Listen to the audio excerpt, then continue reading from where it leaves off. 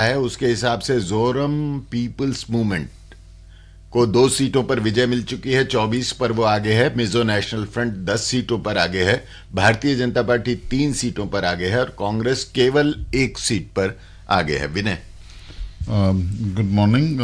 We are now tuned to Mizoram Assembly election results, where counting has been taken up at 8 a.m. this morning for all 40 assembly seats, with postal ballots being counted first, followed by votes polled in electronic voting machines. Trends are now available for all 40 seats. Ruling Mizo National Front (MNF) is leading in 7 constituencies, while the main opposition party Zoram People's Movement (ZPM) is ahead in 24. BJP is leading in 3 constituencies, while Congress is ahead in 1. A total of 174 candidates, including 18 women candidates, were in the fray. The MNF, ZPM, and Congress contested 40 seats each, while BJP contested 23 seats. And Aam Aadmi Party tried their luck in 4 seats. There were also 27 independent candidates. We are now joined by Professor J. Dongel, political analyst from Mizoram, Aizawl. Professor Dongel? Yes, on the line. So, how is the counting going on? What are your first reactions? Yeah, the counting is still going on. The third round of counting has been completed. The second round of counting, and it is, and from before, there was ZPM wave. But a question arises: we have really translated into votes. Will these be in atmosphere? That was the question. And as of now, as it appears, it seems the nook and corner of Mizoram, it is being swept by ZPM wave. And as of now, as counting is not yet completed, it is still in the process. The final analysis cannot be given. And how ZPM comes to power, how ZPM is emerging, this is a big question which many may want to ask. Because since statehood, as we know, Mizoram became a state on 20th February 1987. And since statehood, Mizoram, the main 2 dominant parties in Mizoram are Indian National Congress and Mizo National Front, as we know. So every time, government has been interchanged between MNF and Congress. And just after statehood, Pulaldenga was the chief minister for a short duration. And after that, Lal Thanhola, then Zoram Thanga, then Lal Thanhola came again. So most of the youngsters, they never see any other chief minister other than Zoram Thanga and Lal Thanhola. So a thought came up in the mind of the people: why not other party other than Indian National Congress and Mizo National Front? Why not we give chance to other? So instead of these 2 parties exchanging from each other, why the other party is not emerging? And the gap has been filled by ZPM. And ZPM main focus is that, and its main slogan is Kalphungthar, which means new system. Then ZPM campaign with this new system, and it seems the ZPM wave has been spreading, and it is influencing the voters now. But ZPM has many promises. What ZPM government, then in the next, and this, in case if the ZPM form government able to fulfill all its promises that given in mind by the people, so let's hope it is like government. But Professor, with what the change in the government, can I just hold you for a minute so that I can tell my Hindi listeners what you are saying? Just Pardon? hold for a minute. Just hold for a second. Okay. Professor J Dongal जो हमारे साथ हैं आइजॉल से, उनका कहना यह है कि पिछले 30 साल से मिजोरम में कांग्रेस और मिजो नेशनल फ्रंट बारी बारी से मिलकर सरकार चला रहे थे। एक बार ललथनहोला, एक बार जोरमथंगा की सरकार बन रही थी और जनता शायद उकता गई थी और वो परिवर्तन चाहती थी। इसलिए ये जो नया एक गठजोड़ की तरह से एक पार्टी का उदय हुआ ZPM, इसलिए उसको इस बार इतना बहुमत मिलता दिखाई दे रहा है। और उनके अनुसार अब चुनौती ये है कि उसने जो वायदे किए हैं, मिजोरम की जो स्थिति है, उसकी भौगोलिक स्थिति, उसका जो जनसंख्या विन्यास, उस सब को देखते हुए और आर्थिक हालत जो उसकी है, बहुत कर्ज है मिजोरम के ऊपर, उसमें वो कैसे नई सरकार अपने वायदे पूरे करेगी। विनय, अशोक, दीपक दीवान जी कुछ पूछना। Mister Deepak Diwan want to ask you something. Professor Dongal, Chibai. Chibai. I want to know one thing. Do you think the success behind the ZPM is the decision to field the youth in the as candidates of ZPM? Yeah. Actually, ZPM influenced the Yeah. Because most of the candidates are all youngsters, youth. I think we are disconnected. I think we have lost.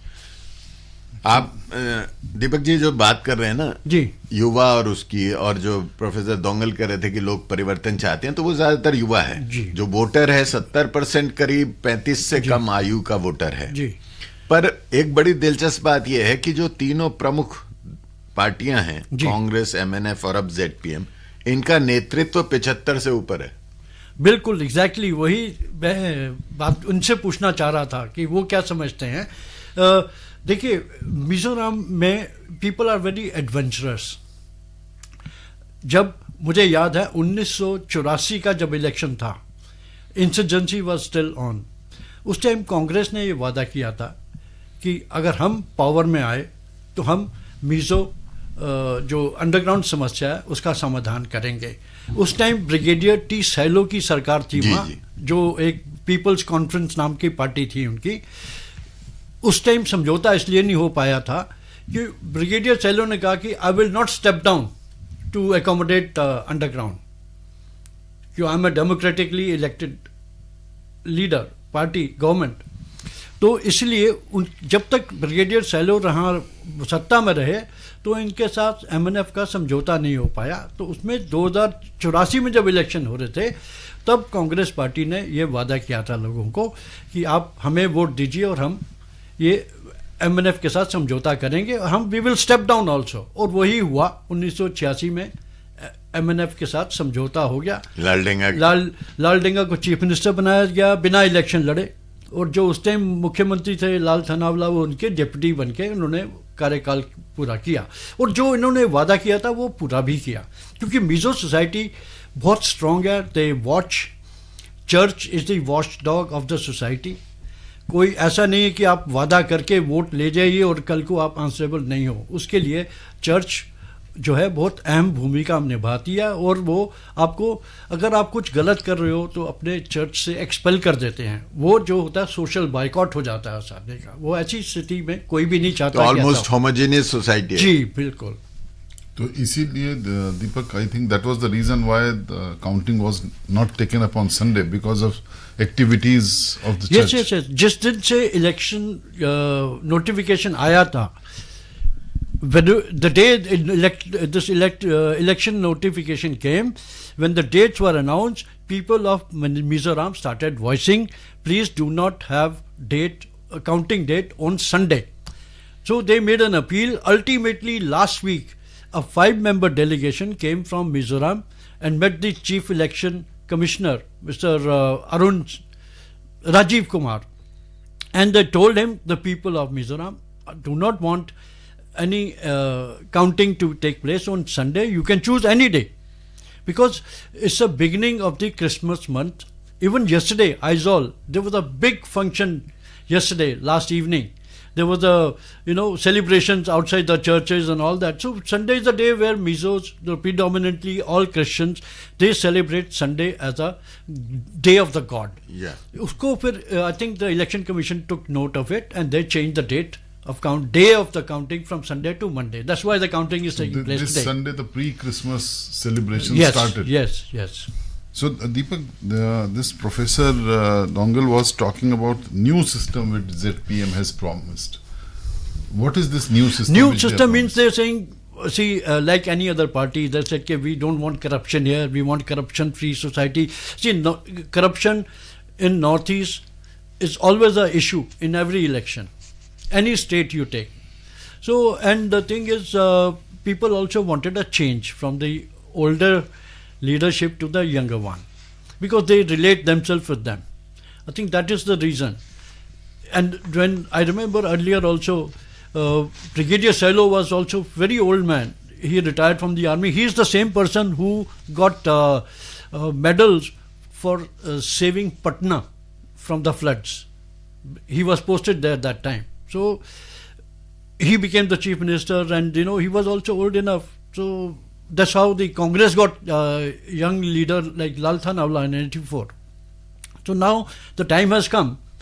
Maybe the new generation, new face, new party. Let's see how they do it.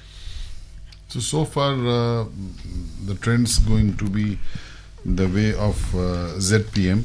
But if we see the exit polls were predicting hung assembly, and we know the fate of exit polls in Telangana, they were right, but they went horribly wrong in Chhattisgarh and Madhya Pradesh. Also Even in Rajasthan. Even in Rajasthan. Yeah. So the Mizoram, as you see, most of the northeastern states, they tend to vote for the party which is in power.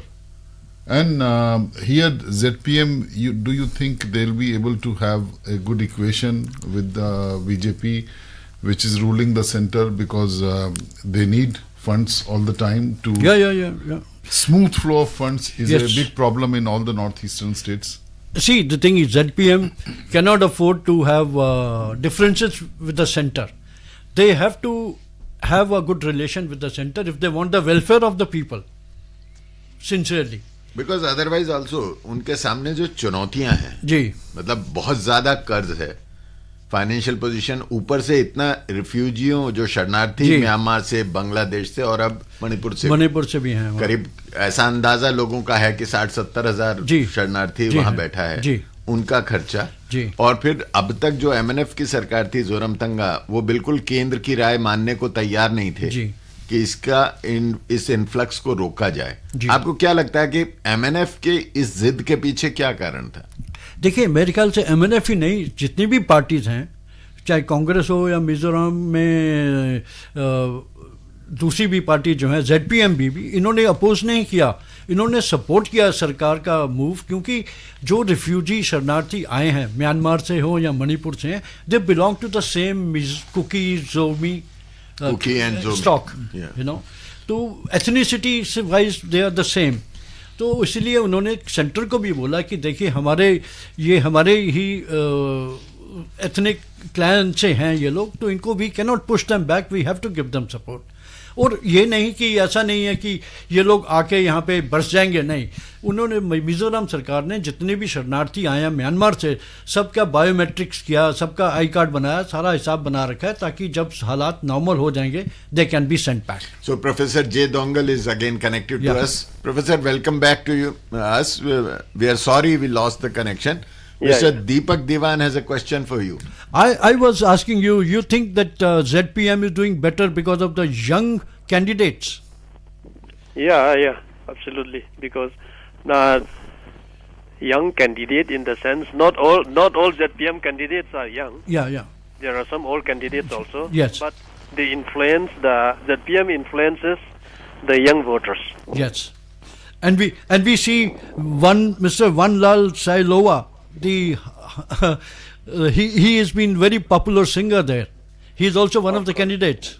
He is one of the candidates, and he is now in the neck-to-neck fight with sitting MNF candidate. So it is not yet sure what will be his chance. Yes. But ZPM has picked up candidates with all these backgrounds, Yeah, he is a popular singer.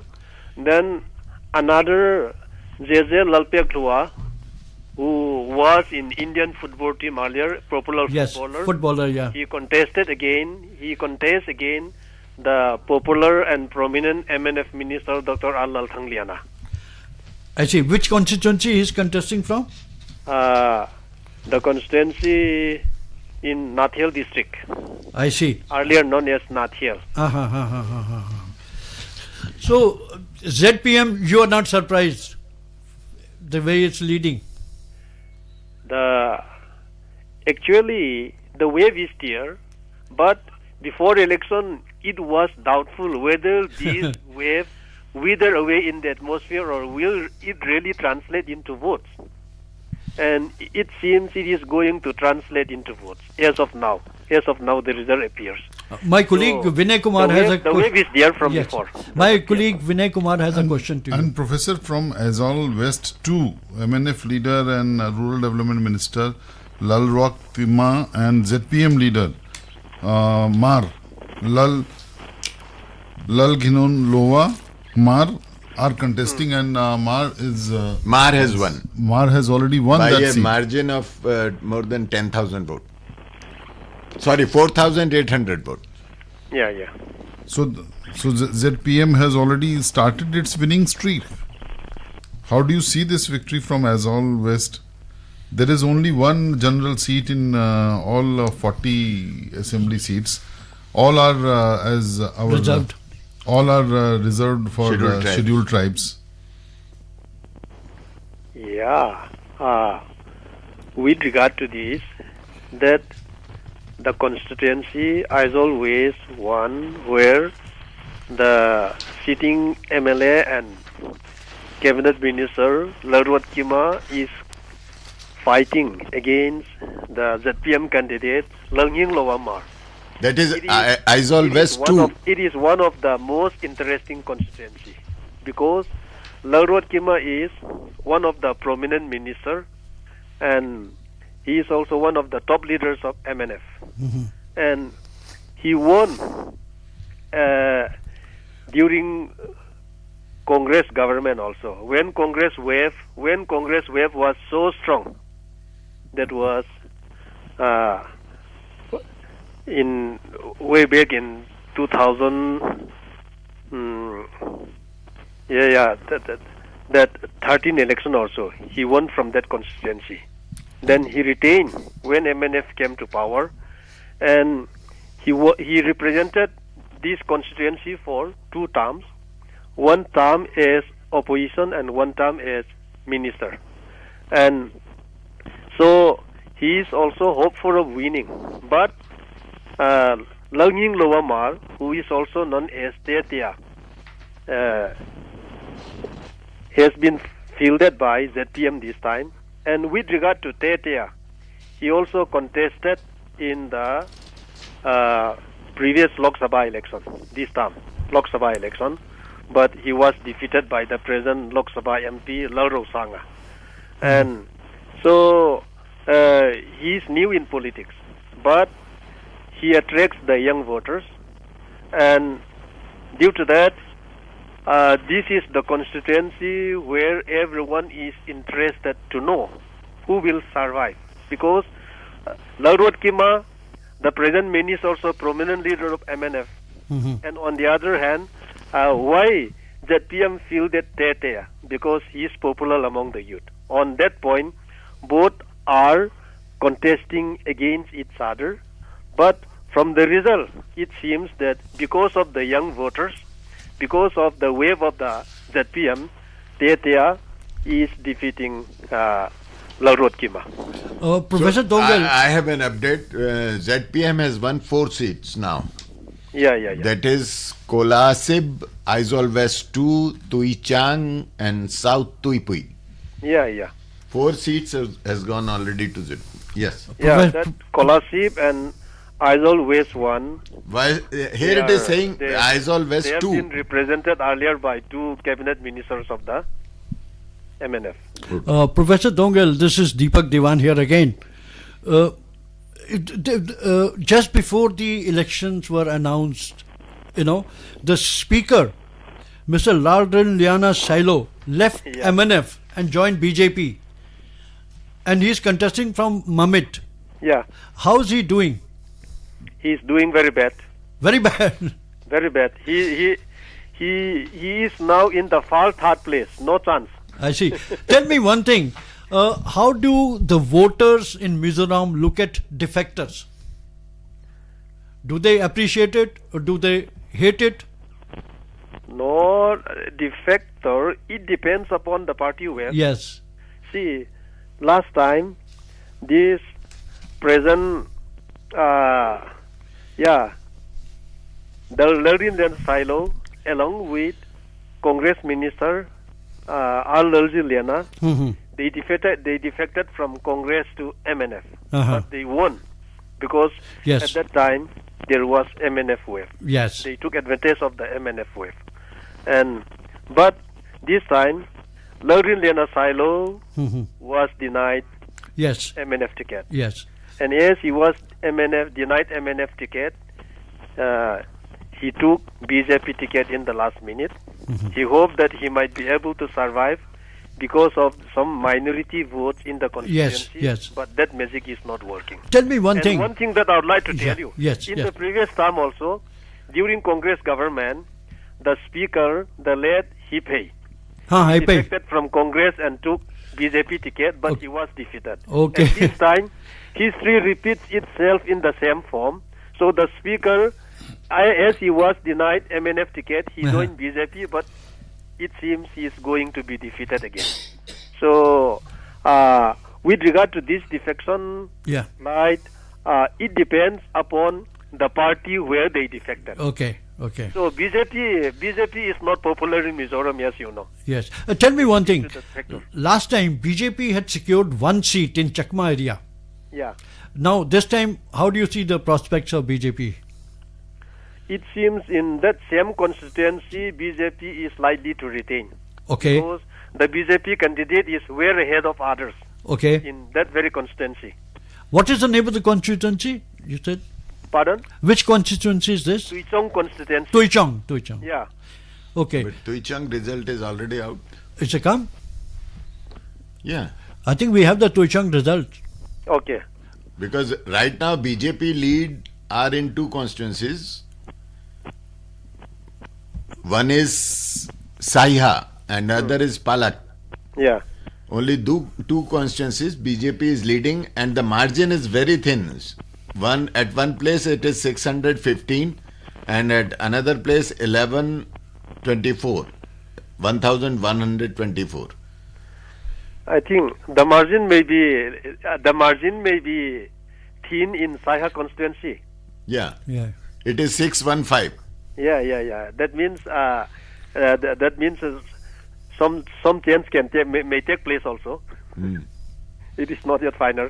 Because but their candidate Dr. K. Baichua was supposed to be a very prominent face of BJP. Actually, he is defector from MNF. Okay. He is defector from MNF, and one thing that I would like to tell you is that in the previous term also, BJP managed to have MNA because of Congress defectors, and this time also, in case if BJP have MLA, but it is mainly due to defectors from Congress and MNF. So Beichwa is also defector from MNF. And out here in that part of the area, why the people voted for BJP and why they become BJP members, it is only because of their leaders. They are blindly following their leaders. It is not due to BJP manifesto. Okay. It is not due to Amit Shah magic or Modi magic.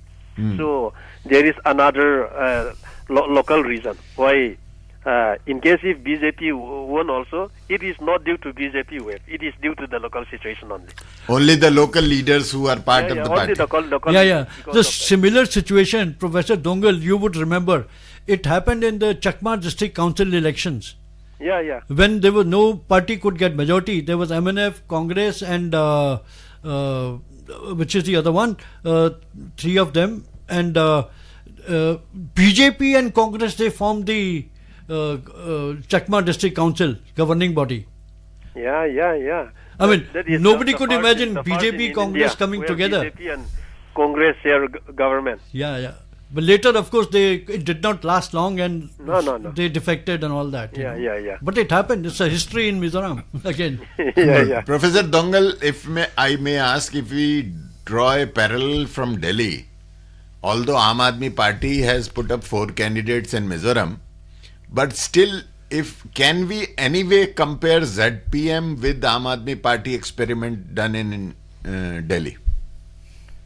See, in one constituency where counting is still going on, while I was in the studio in the discussion room, that Aam Aadmi Party candidate got less than Nota. The number of votes. The number of votes obtained by one constituency in Aam Aadmi Party is less than the Nota votes. So it seems if it is going on this trend, so Aam Aadmi Party candidates may, in many constituencies, they may lose their security deposit. But my question is, can we compare ZPM experiment in Mizoram to the Aam Aadmi Party experiment in Delhi? They were also created through a movement with a promise for a change of system. Yeah, I think it has similar origin and it can be comparable. And earlier, as per my understanding, this ZPM had many factions like Mizo People's Conference, Zoram National Party, Zoram Exodus Movement, Zoram Decentralization Front. 6 political groupings coming together and forming ZPM. So now they are as one entity. Yeah, they are as one entity, and now ZPM is registered party of the Election Commission of India now. Okay. But this Aam Aadmi And Party. it is a registered party, and now it is likely to be a recognized party now. Okay. And Professor, the Aam Aadmi Party's Mizoram President Andrew Pachuao is contesting from Azol North 3. So you think he will also meet the similar fate as you are predicting about the electoral fortunes of Aam Aadmi Party? I don't know about his constituency, but I don't think there is no winning chance for him. Maybe in the 3rd place or something like that. Incidentally, he happens to be the richest candidate in the fray, with the assets worth 65.93 crores. How do people look at it? At Aam Aadmi Party, the party president and the candidate himself is the richest man.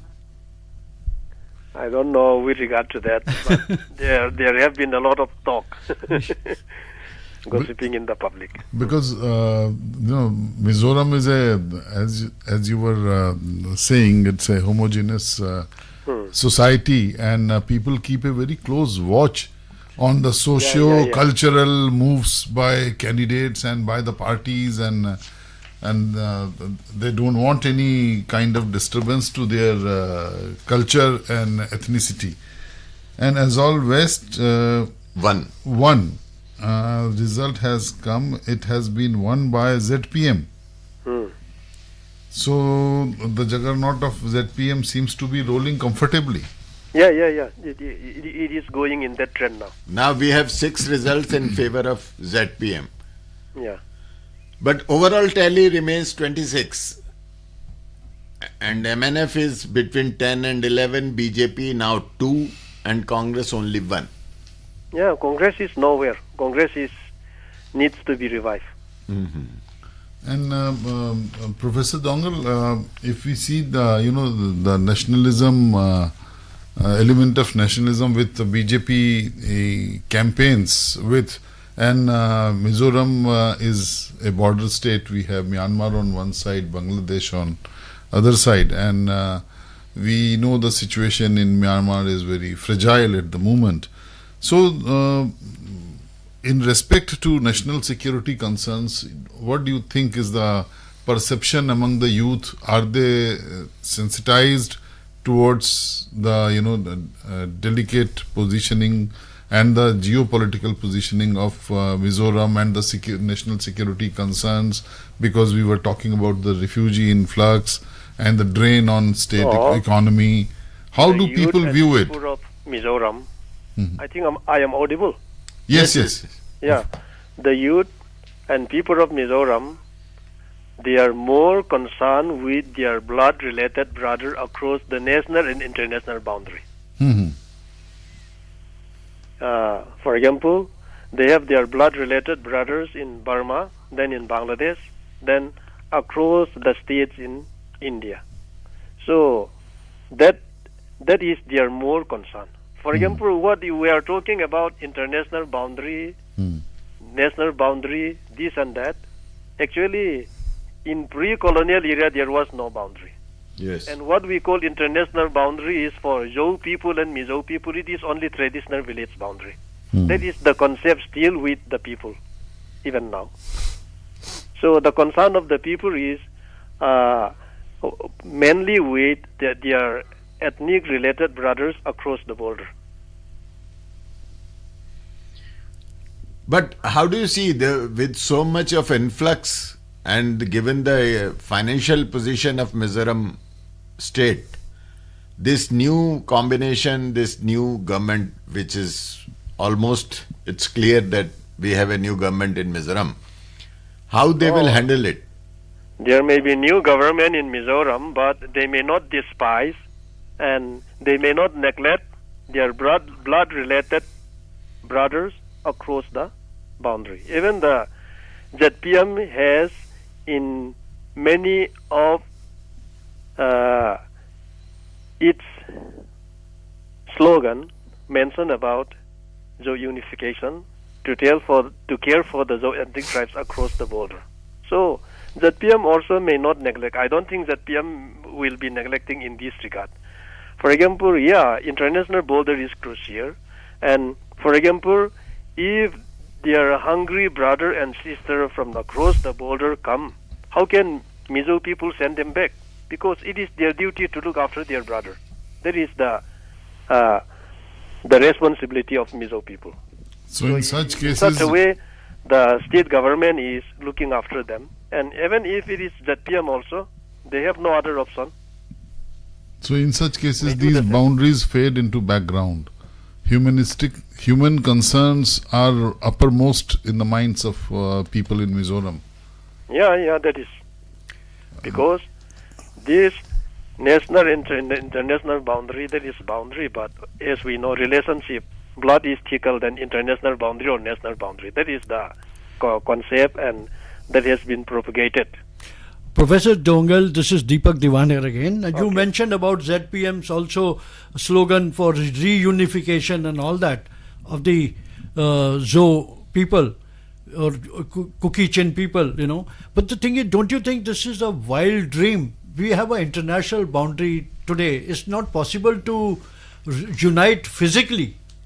We cannot change the... No, unification does not mean physical unification. Yeah. There will be psychological unification, yes. theoretical unification. Cultural also. unification can take place. And that's why being close by national and international boundary does not mean that they will not have any relationship. Because we have seen... The Constitution of India gives certain freedom to the citizens.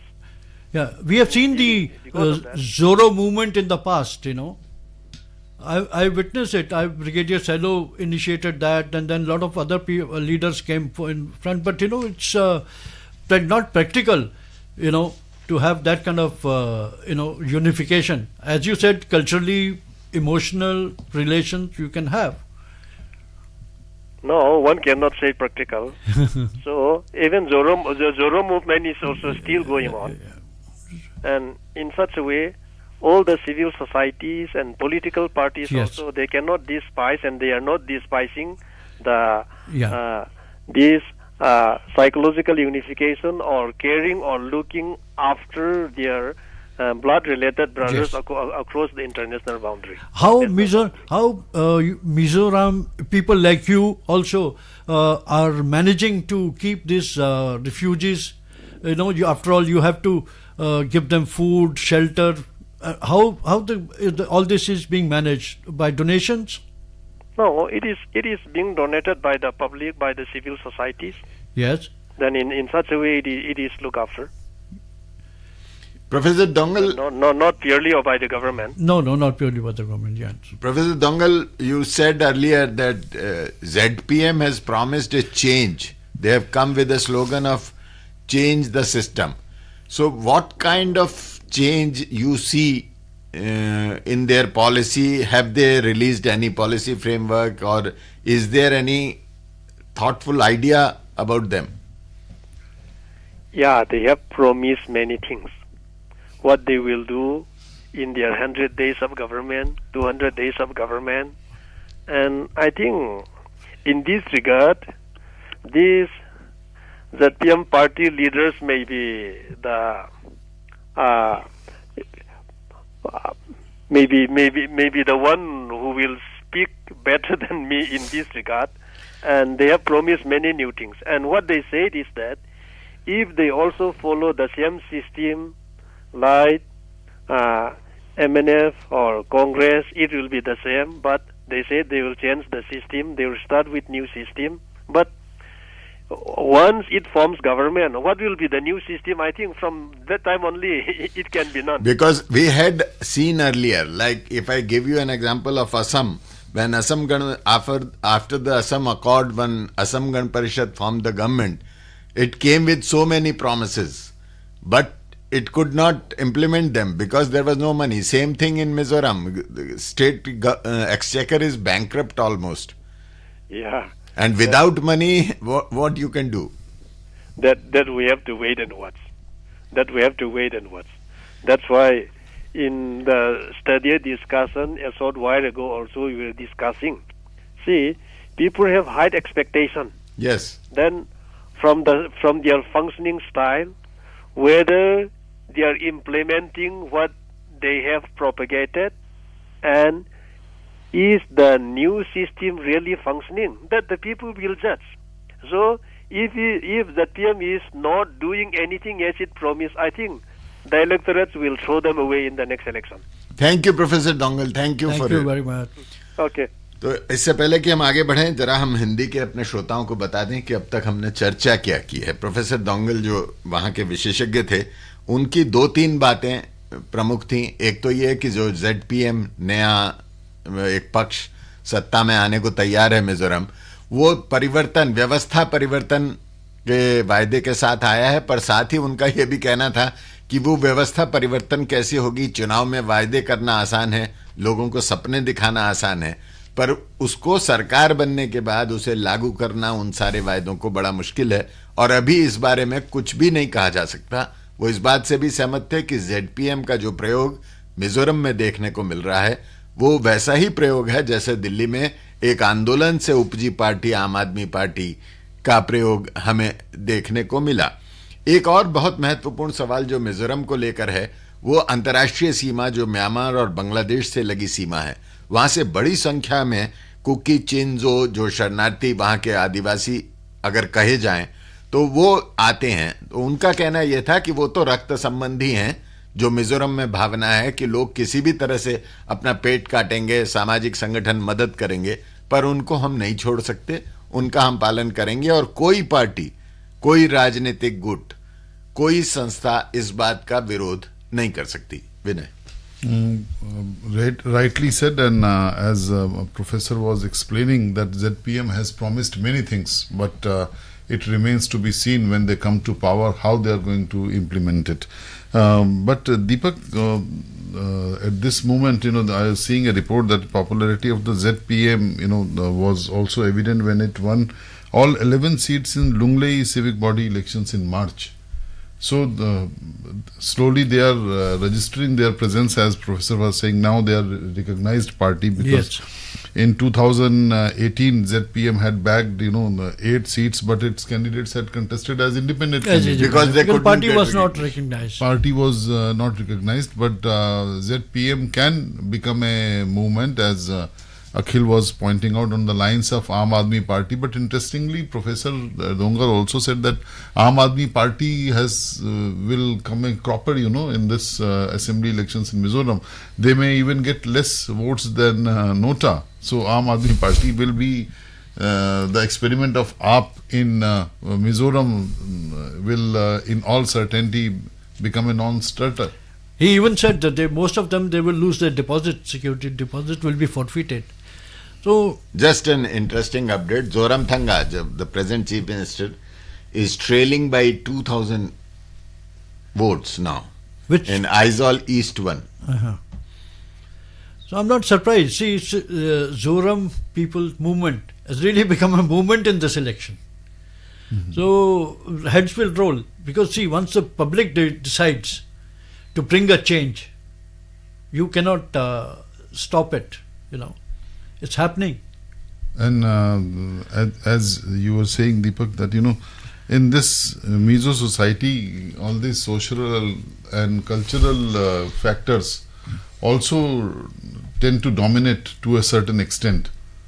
And Professor Dongal also pointed out that a lot of youth has been given tickets. But if we see the figures of 2018 and now, the number of women candidates remains the same. I think 18 candidates. Yeah. So women in northeastern states, they play very active role in shaping the society.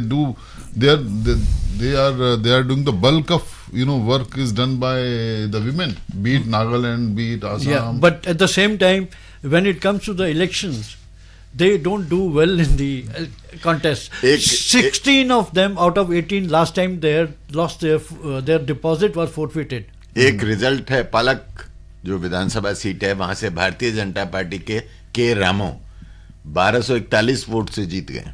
So first seat to BJP. And 7 now total to ZPM. Okay. And although the number of contestants this time is 174, and last time in 2018 it was 209. 209, yes. And but the number of women were the same. Yeah. 18. Let's see whether people elect women as their leaders. There have been one or two earlier. Even we had a women minister also in the assembly. Deepak, if we see in Aizawl South, yes, we have these women candidate, the MNF leader and Rajya Sabha MP K. Vanla Vena. Opposite him, we have former minister Vanlal Mapui Chongthu and BJP spokesperson Lal Remangsani, who are both women candidates, are pitted against him.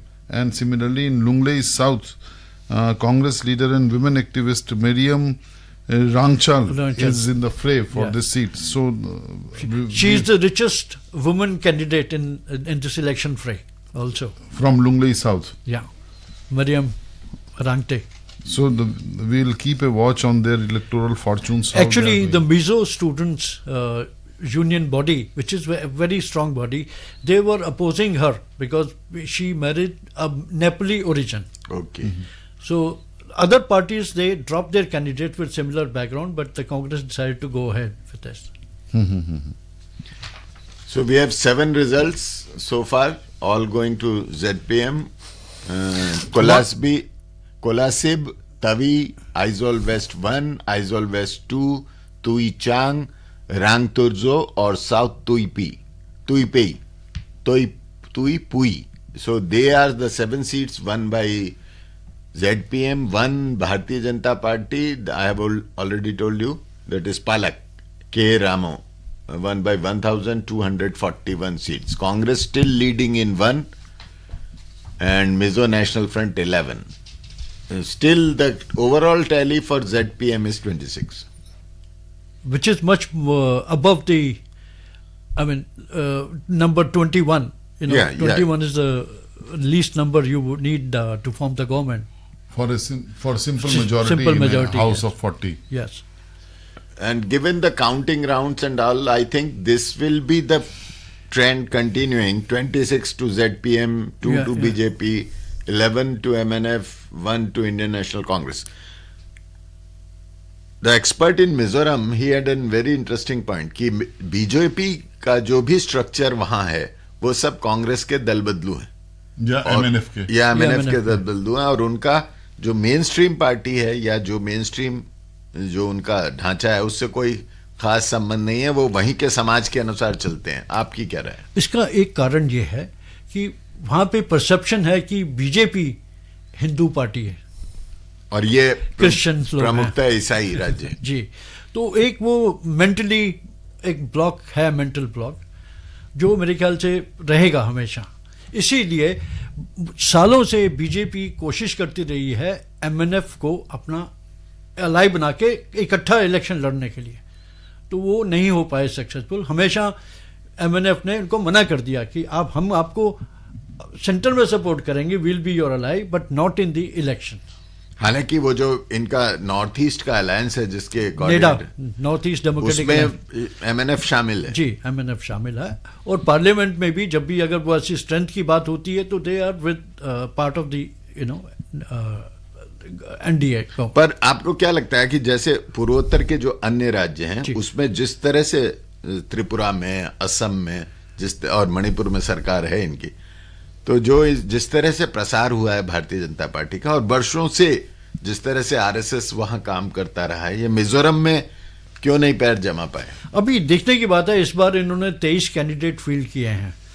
देखने की बात होगी कि मिजोरम में पिछली बार जो इनको seat मिली थी वो चकमा डिस्ट्रिक्ट का एरिया से मिली थी, जहाँ बुद्धिस्ट हैं वो सब. इस बारी देखना होगा कि क्या ये अपना पांव मेन मिजो एरिया में जीत पाते हैं कोई सीट या नहीं. क्योंकि इनका तो बड़ा क्लियर है, एक तो पलक और एक साहिया कॉन्स्टिट्यूंसी है 39 नंबर. जी यही दो कॉन्स्टिट्यूंसीज ऐसी हैं जिसमें इनकी बढ़त चल रही है. जी. इसके अलावा सब या तो ZPM है या 11 MNF. जी जी जी. जब तक फाइनल रिजल्ट आते हैं, क्योंकि देखिए छोटी छोटी कॉन्स्टिट्यूंसीज हैं ये, उसमें एक ईवीएम की counting can change the scene.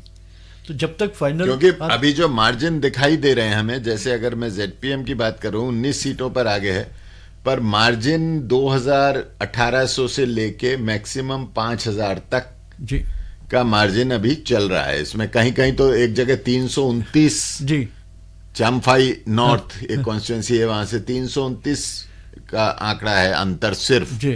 तो उस हिसाब से लग रहा है कि जो जीत हार भी होने वाली है वो लास्ट मिनट तक आपको वेट करना पड़ेगा. क्योंकि MNF का अगर हम देख रहे हैं 11 सीटों पर बढ़त लगा दिखा रहे हैं, पर अभी तक जीत कहीं नहीं हुई है. जी. तो उस हिसाब से ये बड़ा क्लियर है कि MNF का जो अभी भी जो बढ़त मार्जिन है 310, 455, 13, एक जगह तो 13 ओनली. जी. ये कॉन्स्टिट्यूंसी है तुइरियाल. हाँ. या तो रियली पुराना एयरपोर्ट होता था जहाँ पे आइजॉल का. लालद्वंगलियाना उसके उम्मीदवार हैं.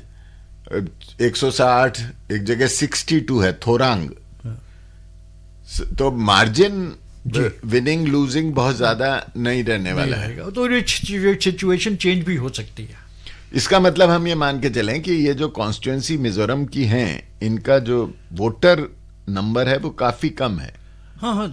टोटल पॉपुलेशन कितनी है? टोटल वोटर्स हैं 8,52,000 समथिंग. वो 40 सीटों में बटे हुए हैं. 40 सीटों में बटे हुए हैं और उसके 25% जो है वो सिर्फ आइजॉल में ही है जी पॉपुलेशन वोटर्स की. इसीलिए ज्यादातर सीटें इनकी Aizawl west, Aizawl east, yes. 1, 2, 3, Aizawl south, उस सब में बटी हुई है. जी. तो अभी तक की चर्चा यही है. ताजा स्थिति जैसा कि हम आपको बार बार बता रहे हैं, 40 सीटों पर मतदान हुआ, 40 सीटों पर मतगणना चल रही है. ZPM जो एक नया संगठन है उसको 26 सीटों पर बढ़त है, उसने 7 सीटें जीत ली हैं, 19 पर बढ़त है. 2 पर भारतीय जनता पार्टी, 11 पर MNF और 1 पर कांग्रेस आगे है. अब हम एक विराम लेते हैं समाचारों के लिए. 12:10 पर हम फिर उपस्थित होंगे और तब तक शायद तस्वीर कुछ और साफ हो जाएगी. अभी आप सुन रहे हैं चुनाव विश्लेषण पर विशेष चर्चा। Stay tuned.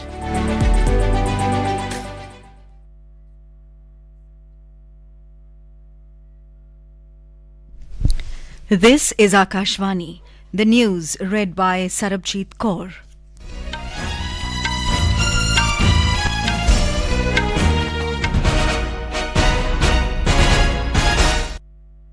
Prime Minister Narendra Modi has said that Parliament, the temple of democracy, is a very important platform for people's aspirations and to strengthen the foundation of developed India.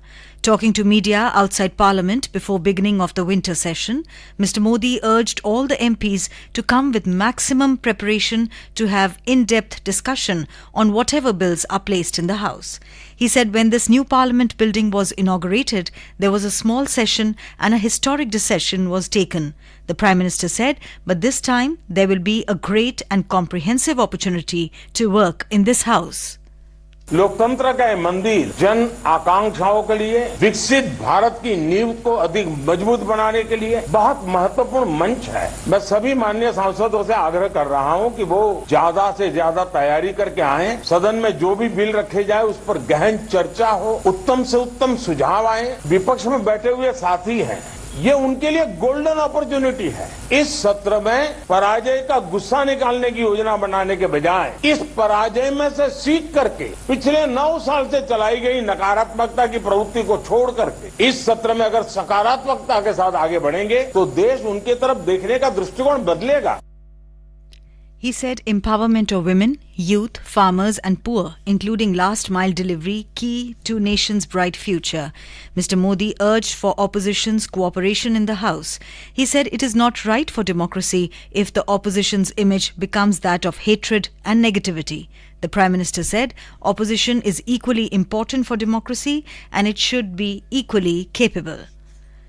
The winter session of Parliament will begin from today. It will continue till 22nd of this month. It will have 15 sittings spread over 19 days. The government had convened an all-party meeting on Saturday to seek cooperation from political parties to ensure the smooth functioning of both the Houses of Parliament during the session. The government emphasised its readiness for discussions on all issues and said that everything depends upon the opposition ensuring an enabling environment in the House. On the first day of the session today, the Ethics Committee report on cash for query charges against TMC MP Mahua Motra is scheduled to be tabled in the Lok Sabha. The counting of votes for assembly elections in Mizoram is underway.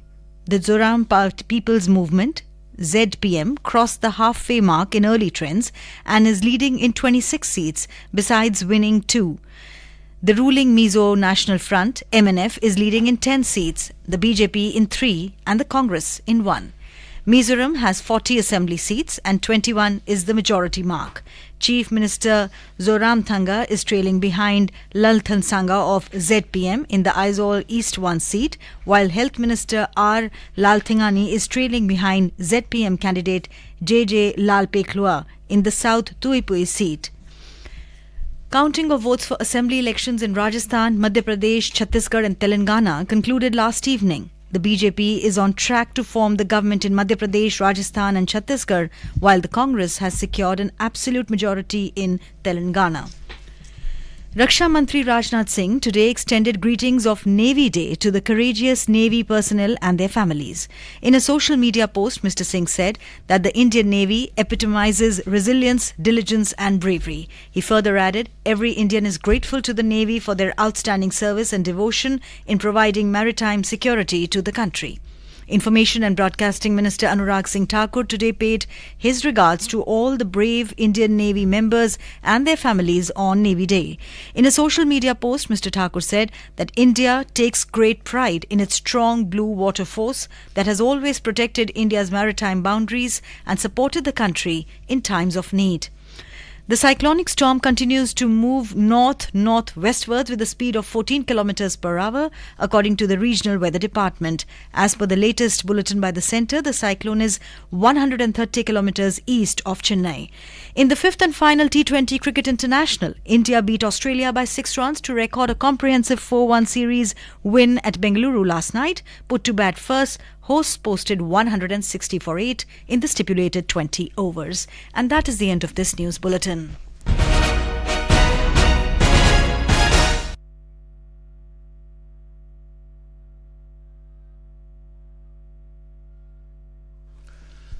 ये आकाशवाणी है। अब आप रवि कपूर से समाचार सुनिए।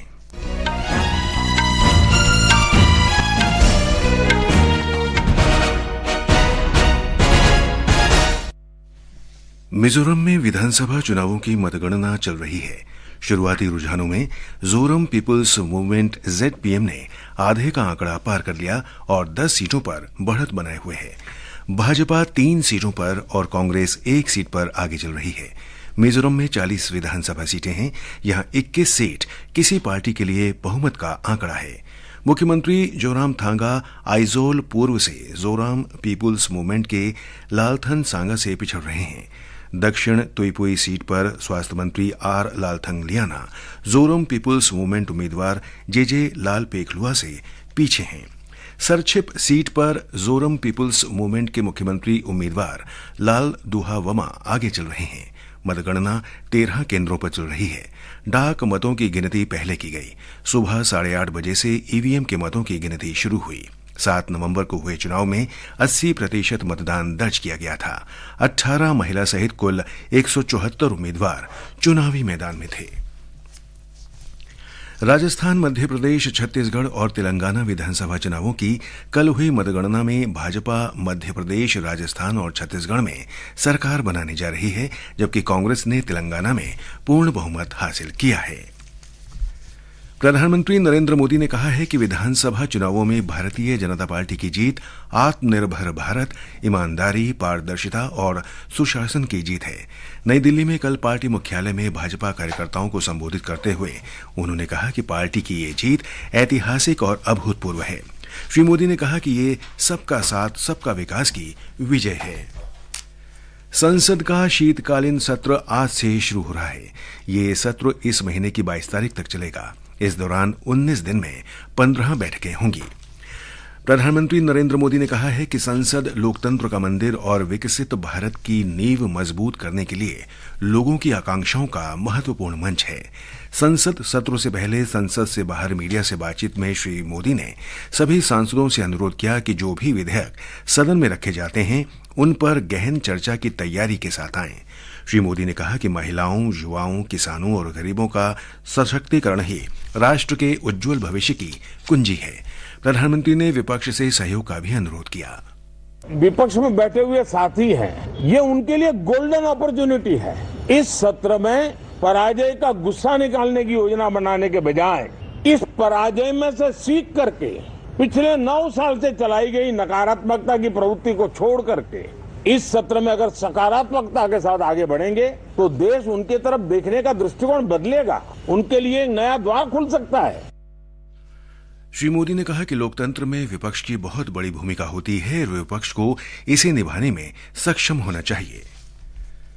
लद्दाख में केंद्रीय गृह मंत्रालय लद्दाख की अनूठी संस्कृति और भाषा की रक्षा के लिए हाल में गठित 22 सदस्यों की उच्चाधिकार प्राप्त समिति की आज नई दिल्ली में बैठक आयोजित कर रहा है।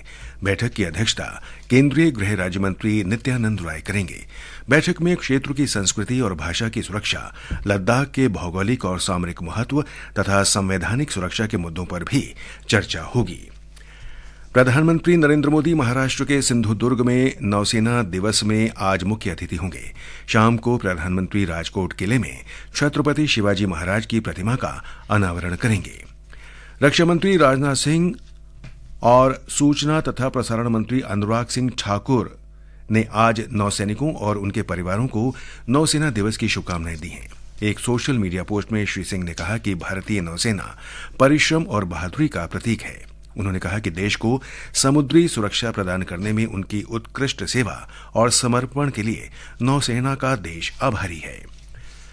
सोशल मीडिया की एक पोस्ट में श्री अनुराग ठाकुर ने कहा कि भारत को अपने सशक्त समुद्री बलों पर गर्व है, जिसने जरूरत के समय भारत की समुद्री सीमाओं की हमेशा रक्षा की है। क्षेत्रीय मौसम विभाग के अनुसार चक्रवाती तूफान 14 किलोमीटर की गति से उत्तर उत्तर पश्चिम की ओर बढ़ रहा है। विभाग की ताजा जानकारी के अनुसार चक्रवात चेन्नई के 130 किलोमीटर पूर्व में केंद्रित है। इस तूफान की आज दोपहर से पहले पश्चिम मध्य बंगाल की खाड़ी के आंध्र के दक्षिण और इससे सटे तमिलनाडु के उत्तरी तटों पर पहुंचने की संभावना है। इसके साथ ही ये समाचार बुलेटिन समाप्त हुआ।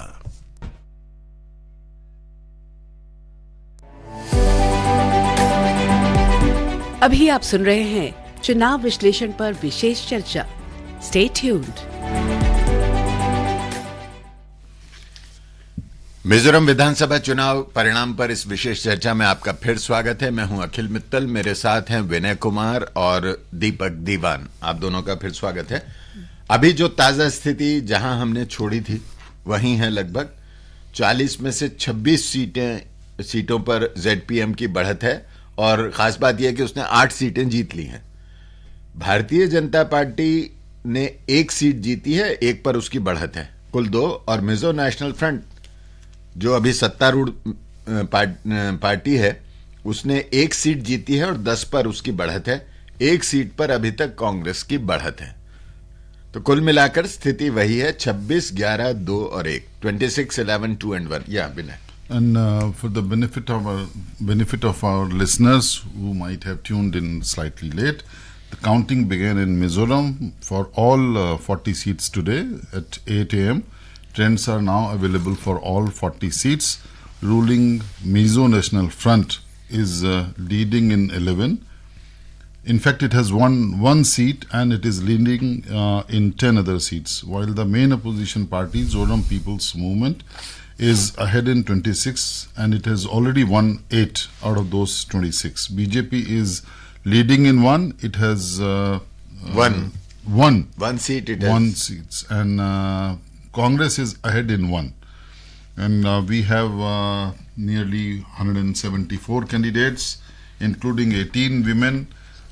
Deepak, the situation seems to be the same, and which was about half an hour earlier. Now we are getting results. Yeah, basically ZPM is, heading towards the majority, Yes. simple majority, because 21 is the mark And out they of are 40 in seats. 26. 26. It's a very comfortable position they have. I mean, I don't see much change in the results. It could be 1 seat up and down. That's it. And Deepak, when we talk about the Northeast, the general impression is that Northeast is the far-flung, area of our country. But BJP has, over the past decade or so, ever since it came to power, it has tried to, bridge that kind of gap with its Look East policy, then Act East policy. And there's a lot of effort by the Prime Minister Narendra Modi to bring Northeast into the mainstream of development story of India. And we have seen BJP in fact ruling almost all the northeastern states, either with their allies or on their own. And one of the biggest states, Assam, is now ruled by the BJP. So this development narrative, you think, Northeast is also very closely knit society with ethnicity being the topmost factor, in the people's mind. And we have Nagaland and Mizoram, which are predominantly Christian. Meghalaya also. Meghalaya to a large extent. And from time to time we have seen, insurgency propping up here and there. And the longest insurgency in Nagaland, and which came to a peaceful situation now after the Naga Accord. But what do you think is the narrative in Mizoram? Will the development narrative, as ZPM has promised, Professor Dongal, whom we were talking with, has said that ZPM has promised many things. Let us see how it goes about fulfilling its promises. Because one of the major grouses of MNF was that in 2018 the promises they made, they were not able to fulfill those promises. So ZPM is now a recognized party. So how do you think this development narrative will work in Mizoram? Well, it's going to be a big challenge for ZPM because they themselves, they are a new party and coming into power, and they whatever promises they have made, how much of it they can implement, that time will tell. And as far as the center is concerned, there has been a great focus on Northeast development. The Prime Minister's initiative, personal initiative, has been to bring Northeast at par with the rest of the country.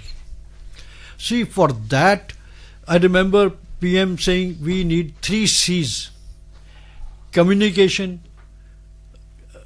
commerce and connectivity. A great work has been done in this areas to achieve all the 3. See, first of all, when BJP came into power in 2014, to bring about the overall development, they started working in all the sectors. First of all, the conversion of meter gauge to broad gauge was taken up, and that has been completed. Now we don't have a meter gauge train. That is why we have now Rajdhani Express going from Delhi to capital of Arunachal Pradesh twice a week. And inside the Northeast region, I think 2024 was a target to connect all the northeastern states with the railways. In terms of air connectivity, you have today flights from Delhi to the connecting all the states, direct flights. You can thrice a week we have Delhi Aizawl flight direct to capital of Mizoram. Of course, the airport is a little far off, 30 kilometers away, but it connects. In 2.5 hours you are in Mizoram. Same goes with Nagaland. You have a flight Delhi Dimapur flight non-stop. Imphal, of course, we have number of flights. Tripura also we have direct flight. Shillong also was connected. Sikkim was also connected with the Pakyong airport. So this is one thing. Then the road network has come up extensively in the entire Northeast. Of course, now because of the internal problem in Myanmar, the trilateral highway, which our side is ready, that which connects from Assam, Nagaland, Manipur, from the Moreh border to the right up to Thailand. It is just awaiting the situation to improve. But at the same time, we have done another major development through Tripura. Via Bangladesh. Via Bangladesh. See, today, if you are sending something, cargo or passenger travel from Agartala, you save 50% of the fuel, 50% of time, both the things. And we have right connectivity right up to Chittagong port in Myanmar. Bangladesh. In Bangladesh. Chittagong.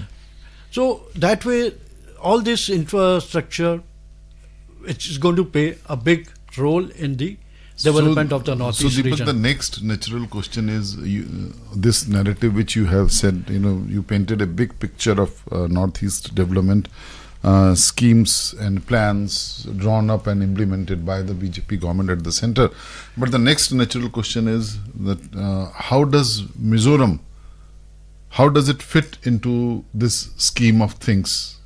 Mizoram also has a very great project waiting to be completed, Kaladan Multi project, which will connect from Mizoram to the Sitwe port in Myanmar. That again, it depends on the situation inside Myanmar, But we are going ahead with the work. The railhead is likely to be connected to the border of Myanmar and Mizoram, so that cargo can be shipped through the rail. विनय, थोड़ी सी जानकारी देते हैं जिन लोगों को आंकड़ों में दिलचस्पी है और रिजल्ट्स में। जो अभी मुख्यमंत्री हैं जोरमथंगा, वो आइजॉल पूर्व जो आइजॉल पूर्व 1 ईस्ट 1 सीट है, उस पर जोरम पीपल्स मूवमेंट के ललथन सांगा से पिछड़ रहे हैं। दक्षिण तोइपुई सीट पर स्वास्थ्य मंत्री R Lalthangliana Zoram people's movement उम्मीदवार जे लाल पेखलुआ से पीछे चल रहे हैं। सरछिप सीट पर जोरम पीपल्स मूवमेंट के मुख्यमंत्री उम्मीदवार लालदुआमा आगे चल रहे हैं। तो कुल मिला के अब ये स्थिति साफ होती जा रही है। मेरा सवाल आपसे दीपक ये है कि जो हमें अभी नक्शा दिखाई दे रहा है, जो काउंटिंग के बाद जितना सीमावर्ती क्षेत्र है अधिकतर वो सब नीला है मिजो नेशनल फ्रंट का, और ये जो 11 सीटें अभी उसको मिलती दिखाई, जो बढ़त दिखाई दे रही है, हालांकि मार्जिन बहुत कम है। मैं फिर कह रहा हूं कि 13 से लेके 2000 तक का मार्जिन अभी है। तो इसकी क्या वजह है कि इतना लंबा जो सीमावर्ती क्षेत्र है, म्यांमार, बांग्लादेश और इधर मणिपुर लगा हुआ है, और उस जो हम बार बार जिक्र कर रहे हैं कि वो कहते हैं हमारे रक्त संबंधी जी बात है, बिल्कुल, तो वही एक फैक्टर है एमएनएफ का, वही फैक्टर है। और क्योंकि मिजोरम में इलेक्शन में एमएनएफ ने अपना ये मुद्दा बताया था कि हमने केंद्रीय सरकार की सलाह नहीं मान करके हमने अपने जो भाई बंधु हैं जो सीमा पार से आए हैं उनको हमने यहाँ रखा है। उन्होंने यहाँ तक भी कह दिया था कि क्योंकि केंद्र सरकार पैसा नहीं दे रही इन लोगों के लिए, हम लोग, उन्होंने अपील करे कि आप सब कंट्रीब्यूट करो, सबने किया भी है। और उन्होंने इसीलिए इस हद तक चले गए थे कि मैं बीजेपी के जो प्रधानमंत्री हैं अगर वो मिजोरम में आएंगे तो मैं उनके साथ डायस भी शेयर नहीं करूंगा, ये जोरामथंगा जी ने बोला था। And we are, Deepak, again joined by Professor Dongal, political analyst from Azol, Mizoram. Professor Dongal, welcome again to our program. Okay. And on the line. yes, and we have the trend coming in. The latest update is that Chief Minister Zoramthanga is trailing behind Lalthan Sangha of ZPM in Azol East 1 seat, while Health Minister Lalthang Liana is trailing behind ZPM candidate JJ Lalpe Khulwa in the South Tuipui seat, and ZPM's Chief Ministerial candidate Laldu Homa is leading in the Serchip seat. So the Zoramthanga trailing behind ZPM in Azol East. This is, does it shock you? Of course. It is shocking because he is expected to comfortably retain his seat. Uh-huh. And the latest result says this Serchip seat has won by ZPM. So Laldu Homa has won by 2,982 votes. 2,100? 982 votes. Laldu Homa has won the Serchip seat. So the ZPM's chief ministerial candidate Laldu Homa is safely ensconced in his chair. So total seat won by ZPM now is 11. Yeah. So now the trends and the results are firm indicators that ZPM will be very comfortably forming the government with simple majority. Yeah. It is moving in that trend.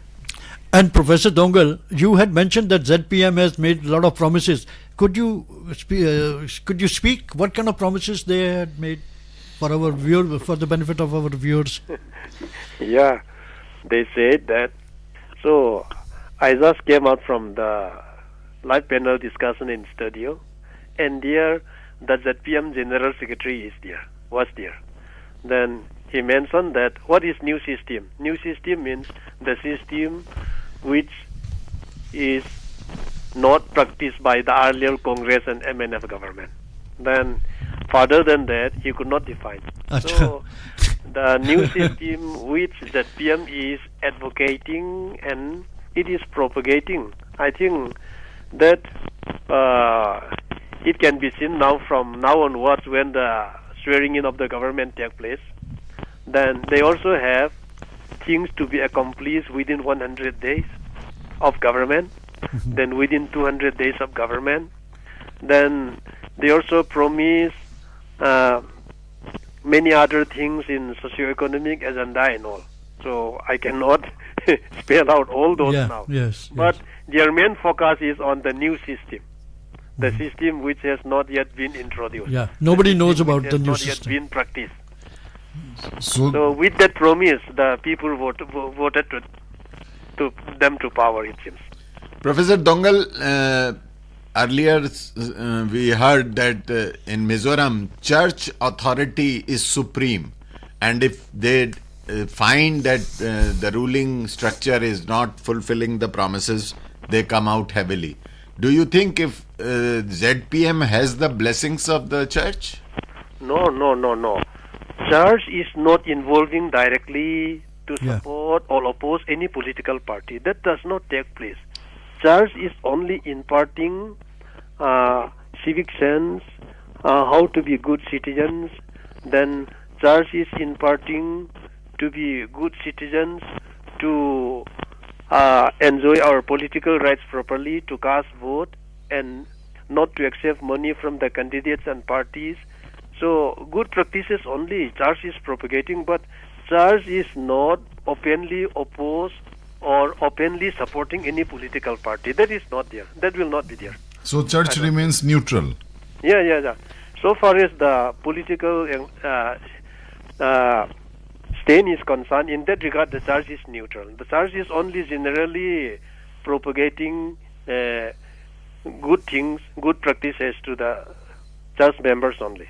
But if there is turmoil in the society, people are not satisfied, people are suffering due to lack of policies and facilities, then there is any stand church takes may not be political, but advising the society. In such situation, the church is taking policy. Earlier, like in the earlier Congress government, when Prohibition Act was passed, Yes. church opposed it. So, church is not opposing Congress, but the policy. I think you can get it. And Because Professor, church is against the sale of wine. Because of that, church is openly coming out. Then, way back in 2003, 2005, 2006, at that time, it seems the electoral practice in Mizoram has been disturbed.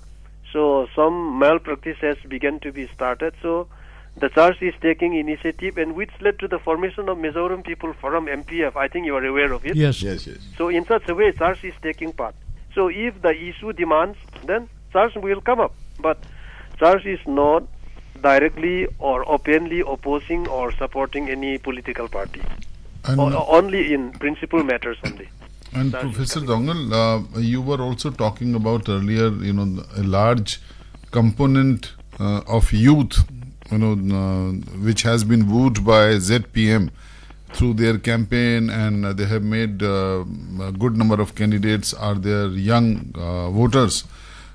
So how do you think, what are the issues, what are the job opportunities?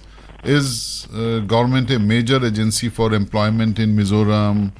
The career opportunities, do these factors weigh in the minds of young voters while they exercise their choices at EVM? Yeah, that may be one of the factors, but overall, I think they have the eagerness to taste what ZPM will be really doing. Will it be performing as per its slogan? Will the new system really work? I think the youth, they have the eagerness to test that. And with regard to this job opportunity, so all the educated youths or all the youths from the state government sources, it may not be possible to give employment. And it is a bit tough also. In this regard, I think whichever party is coming to power will have second thought in this regard to open more avenue for the youth. Meanwhile, ZPM has increased its tally to 27 and MNF has come down to 10, and ZPM has won 12 seat, MNF 2, 1 BJP, Congress still struggling. So ZPM needs only 9 more seats for a simple majority. No, the majority is there. Yeah, if we are sitting winning, but they are already leading in 15. Yeah. So that comes to 27. It's a clear picture, And Professor Dongal, Yeah. what is your personal opinion about the promises ZPM made How do you assess those promises, and do you think that they will be able to implement them successfully? Yeah, that is what I said. We have to wait and watch. Because, and like they have in their party structure also what they call Valupa Council, Elders Council. Then they said every decision should be taken through this Elders Council. Then Valupa Council. But in case if government really form, will the cabinet always consult this Valupa Council, Elders Council and all? In such a way there are certain things whether these will really be implementable, enforceable or not. So all those, let the government start functioning, and from that I think it can be assessed whether it is working and performing as per its slogan and propagation. And how do you look at downfall of MNF? What are the factors which have gone against them? I think it may be mainly due to anti-incumbency. Okay. And like on the other hand, because of that COVID, government functioning also has been disturbed for 2-3 years. And on the other hand, as I've said, that PM is emerging. And I've already mentioned before also, so after statehood from 1987, yes, there was no other government Yes, except MNF and yeah, Congress. yeah. It changed from each other.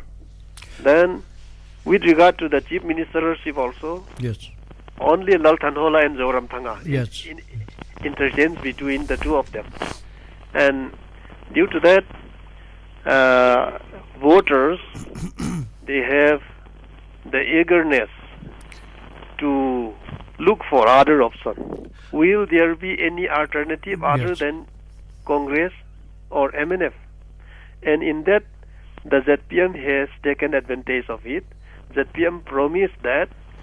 So, what Congress and MNF has done for the past many years, that you have seen it, Yes. then we are coming here to replace the practices of these two systems with new system. So give us a chance. That is, and I think that is one of the chance where ZPM is emerging. And on that very point, MNF is facing problem. But on the other hand, MNF also tried its level best in many fronts. But as I've said, that COVID disturbance or COVID effect is also, that is also one of the bad luck of the MNF. Professor Dongal, if I see the current constituency-wise map of Mizoram, the border constituencies of Dampa and Hachek, Tuinal, Tuivei, these are still showing MNF candidates in the lead. Yeah. So, how do you interpret this? That means MNF is now limited to the border areas, and that too one side of the border. No. It is not due to the Boldel area. It depends upon the candidates. Okay. It depends upon the candidates. And this Manipur crisis has any effect? Of course, Manipur crisis has impact. And like in this regard, all the political parties, they are cooperative, whether it be ZPM or MNF or Congress also. They are accepting their brothers and sisters across the border with open arms. What MNF has done and what is the idea and the advocacy of the MNF, it is also the same with ZPM. So basically on these policies there is no difference amongst no difference the at whole all. political In this spectrum. policy, there is no difference at all. And Professor Dongal, in Lunglei civic body elections in March, ZPM had won all 11 seats. So since March, how have they been, managing Lunglei civic body affairs? Do you think they have done it satisfactorily? Have they made any mark in Lunglei civic body? Yeah, in Lunglei civic body also, the responsible leaders of that Lunglei Municipal Council, sometimes they say they cannot work as per the guidelines, and sometimes they blame the state government. And I am not looking into it deeply in this regard. But it seems the PM government here in the Lunglei Municipal Council, it is trying to perform. But it is not yet completing one year term also. So it is in the process. But if they form the government in State, Azol, Then who will they blame? they can't be in a position. They won't be in a position to blame somebody else for their non-performance. I mean, civic The body real is drama will be not now. yes, and civic body is a different ball game altogether. It's a small body, but very interesting. The results coming in. And Professor Dongal, there were, I believe, 17 independent candidates. 27 independent candidates. So given this kind of political battle where there is MNF, ZPM, Congress, BJP, what chance they had? No, independents, they have no chance at all. No chance at all. Many of them may be dummy candidates.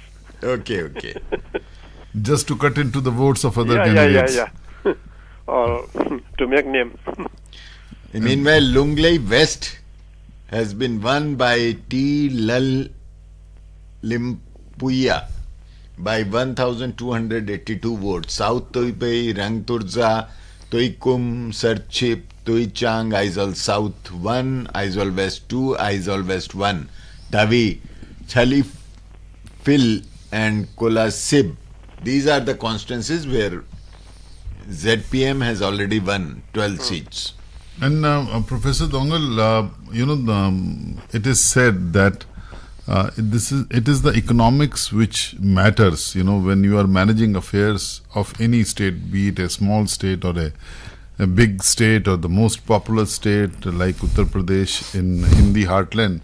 Yeah. But what is your assessment of you were saying that not everyone the jobless youth can be provided opportunities in the government sector. But what is the scenario in private sector and investment in Mizoram? Is Mizoram attracting private investment? What are the do new industries coming up? How the private sector has performed in Mizoram? There is no much development in this aspect, which you have just mentioned now. So I think the responsibility of the government is to open more scope in this regard. Right. I think that is the need of the hour now. To attract private players into investing in Mizoram. And let's hope that what the ZPM means new system, maybe all those requirements. Yes. It requires new vision also. Yeah. And tell me one thing. How would the people of Mizoram look at the new party with new government and the new vision? I mean, they must be expecting quick results from the government. Yeah, that is right. Absolutely. The promises made, The promises made. So as I've said, they will observe it, and if ZPM perform as per its promises, that means that will be well and good. If not, in the next election, ZPM may be thrown away by the people, by the electorates again. BJP is also contesting on 23 seats. BJP has won 2 seats now. Which are those? Palak BJP in many constituencies, BJP candidates lost their security deposit. Why? BJP has no impact in Mizoram. And most of them are defectors either from MNF or Congress. And now also they may manage to have MLA only because of defectors. These two seats which they have won, are they from the Chakma areas? Palak and Saya Palak and Saha from Mara, Yeah. from Mara. Acha. Mara Autonomous District Council area. Okay. So now BJP has won 2, MNF 3 and ZPM 14. Thank you, Professor Dongal. Thank you very much for giving us the thank you. insight. Thank you. So, Deepak, we were talking about, The development and the the other development and particularly the component of youth, which Professor Dongal was saying, youthful Vinay, candidates. इसमें अगर मैं जोड़ना चाहूं कि जो जी मिजोरम में जो 1986 में जो शांति समझौता हुआ, जी। थोड़ा सा अगर हम बताना चाहें कि उससे पहले स्थिति क्या थी और उस समझौते से क्या फायदा हुआ, व्हाट वाज द बेनिफिट? देखिए, मिजोरम ने 2 दशक तक 1984 से 86 तक सबसे 2 साल दशक तक, अच्छा 64 से 86 नहीं 84 to 86 they saw the worst of insurgency. आपको याद कराना चाहूंगा कि हमारी इंडियन एयरफोर्स ने भी आइजोल में बॉम्बिंग करी थी अपने ही देश में. उसका जिक्र चुनाव में भी हुआ. हाँ, PM also spoke about it. तो उस टाइम समझौता करने की बात आई, वो नहीं हो पाया था क्योंकि ब्रिगेडियर सैलो जो पीसी पार्टी के मंत्री थे, मुख्यमंत्री थे, उन्होंने कहा था कि मैं इनको अपनी सीट नहीं छोड़ूंगा अगर आप इनको बनाना चाहते हैं, तो इसलिए समझौता नहीं हुआ. मैं 1982 में लालडेंगा, जब ये टॉक्स फेल हो गई थी, उनको मैं मिला था दिल्ली में. I still remember, I did the interview. तो उन्होंने मुझे पूरी बात बताई कि ऐसा है कि होम मिनिस्टर ज्ञानी जैल सिंह थे, उन्होंने कहा कि यार मैं मजबूर हूँ, तुम भी मजबूर हो, तो थोड़ा टाइम और वेट करते हैं, जब सही टाइम होगा तो समझौता कर लेंगे. तो वो लंदन चले गए थे वापस. तो 1984 के इलेक्शन में उस टाइम कांग्रेस ने ये बोला कि हम समझौता कराएंगे, we will pave the way also. तो कांग्रेस जीती, लाल थानावाला बने, मिजो अकॉर्ड भी हो गया साइन, और उसके अकॉर्ड के साथ जो समझौता एक और हुआ था एक हफ्ता पहले, जो एक कॉन्फिडेंशियल समझौता था, वो था एमएनएफ पार्टी का और कांग्रेस का. अर्जुन सिंह थे वाइस प्रेसिडेंट कांग्रेस के उस टाइम. तो लिखित में एक एग्रीमेंट हुआ कि ये मिजो अकॉर्ड साइन होने के इतने समय बाद लालडेंगा को चीफ मिनिस्टर बना दिया जाएगा और लाल थानावाला उनके डिप्टी बनेंगे. अगर वो एग्रीमेंट साइन नहीं होता तो मिजो अकॉर्ड भी नहीं होता जी. तो वो हो गया, अकॉर्ड भी साइन हो गया. 1986 में जब ये 2 अगस्त या 3 अगस्त की बात है, मुझे दिन याद नहीं है, जब एमएनएफ कार्डर अपने वेपन्स लेके सरेंडर करने आए, तो मैं भी आइजोल में था उस टाइम. तो बहुत अच्छा माहौल था, पूरा शहर जो है, बाजार, आइजोल वगैरह सब सड़कों पे निकला है उनको वेलकम करने के लिए. उसके बाद उनको मुख्यमंत्री बना दिया गया, वो उनके डिप्टी चीफ मिनिस्टर बन गए कांग्रेस के, बिना इलेक्शन लड़े. Laldenga was made chief minister. जब नेक्स्ट इलेक्शन हुआ, असेंबली इलेक्शन, उसमें एमएनएफ जीती थी क्योंकि नई पार्टी थी, नया वो था, लोगों की बहुत एक्सपेक्टेशन भी थी. और देखिए, ये इंसिडेंट, उनकी एक अपनी अस्मिता का भी सवाल था, आइडेंटिटी का. दूसरी वो भी, और दूसरा ये था कि ये जो इंसर्जेंट थे Mizoram, they were all sons of the soil. वहीं के पैदाइशी थे, वहीं के थे, और शायद कोई ही मिजो फैमिली होगी जिसने डायरेक्टली और इनडायरेक्टली इस स्ट्रगल में कंट्रीब्यूट ना किया हो. तो अटैचमेंट थी इनकी सबकी. तो उसके बाद वो लालडेंगा बन गए मुख्यमंत्री, चुनाव हुआ, जीत गए. उसके बाद उनकी पार्टी में भी फिर करप्शन केसेस होने शुरू हुए. मुझे याद है उनका फाइनेंस मिनिस्टर थे मिस्टर साइगोरा सैलो, शायद मैं ठीक से नाम ले पा रहा हूँ या नहीं. वहाँ पे एक्साइज डिपार्टमेंट ने एक इलीगल सिगरेट फैक्ट्री पकड़ी जहाँ से ट्रक में सिगरेट बन के जा रही थी. तो एक्साइज वालों ने पूछा, ये खोजबीन करी तो पता चला कि ये वरांगटे के पास, कोलासिब और वरांगटे के बीच में एक जगह है, वहाँ पे सिगरेट पैकिंग हो रही है, पैक होकर जाती है यहाँ से. तो वो फिर मंत्री को भी पूछा गया, रिजाइन करना पड़ा उसको। उसके बाद कुछ और करप्शन केसेस आए। Corruption is also part of democracy हमारे देश में। तो एमएनएफ जो थे, लोग जो समझते थे कि इन्होंने हमारे लिए लड़ाई लड़ी है, अब वो पॉलिटिकली सिस्टम में भी वो वही करेंगे, तो वो सब एक्सपेक्टेशन नहीं हुई। उसके बाद फिर एक टर्म के बाद कांग्रेस आ गई वहाँ पे। मेरे ख्याल से कांग्रेस ने 2 टर्म पूरे किए, उसके बाद फिर एक बार एमएनएफ आ गई। उसके ऐसे चेंज होता रहा मामला ललथन हौला और जोरमथंगा के बीच। जी देखिए, अब जो क्योंकि एक ऑल्टरनेटिव आया है, पीपल हैड नो ऑल्टरनेटिव।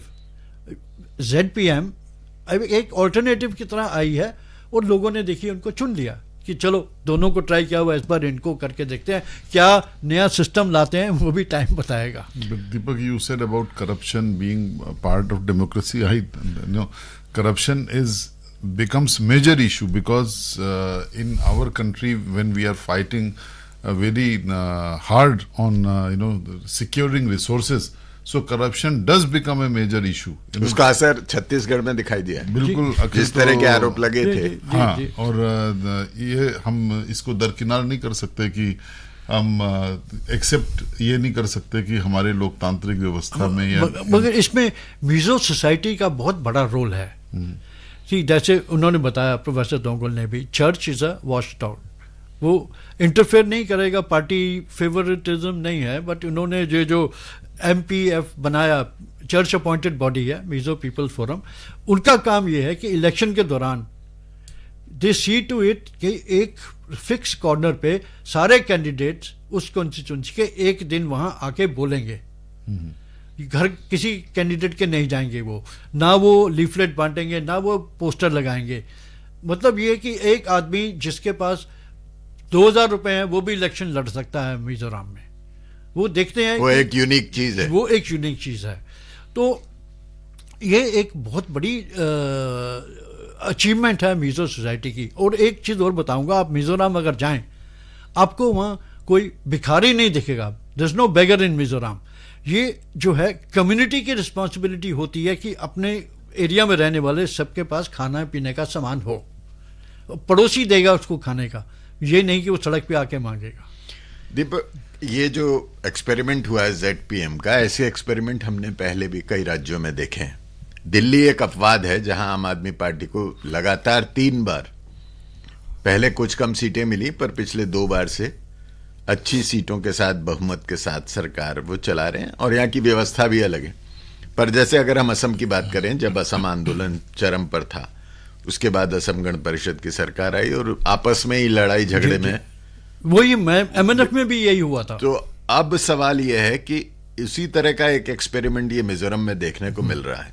पर मिजोरम की सोसाइटी का जो ढांचा है, चर्च की जो भूमिका है, वो देखते हुए और MNF का जो पुराना एक्सपीरियंस है, लालडेंगा जिस वक्त मुख्यमंत्री बने थे उनका पीक था वो, मतलब उस वक्त वो राजा से भी ज्यादा पूजे जाते थे मिजोरम में। हमें याद है कि लोग किस तरह से लालडेंगा की पूजा किया करते थे जब वो पहली बार उन्होंने सरकार बनाई। तो ये मिथक टूटेंगे या आपको लगता है कि अब समय बदल गया है और ये कर पाएंगे कुछ? हाँ, देखिए बिल्कुल समय बदल गया है। सबसे स्ट्रांग जो वेपन है आज की डेट में सोशल मीडिया। अब वो तो दुधारी तलवार है। हाँ, वो उससे सब हर कोई डरता है, क्योंकि देखिए इसमें क्या है, if you are proved to be corrupt, आपको सबसे पहले चर्च अपने उसमें से निकाल देगा। हर लोग, आप जहां रहते हैं आप you are connected to the local church.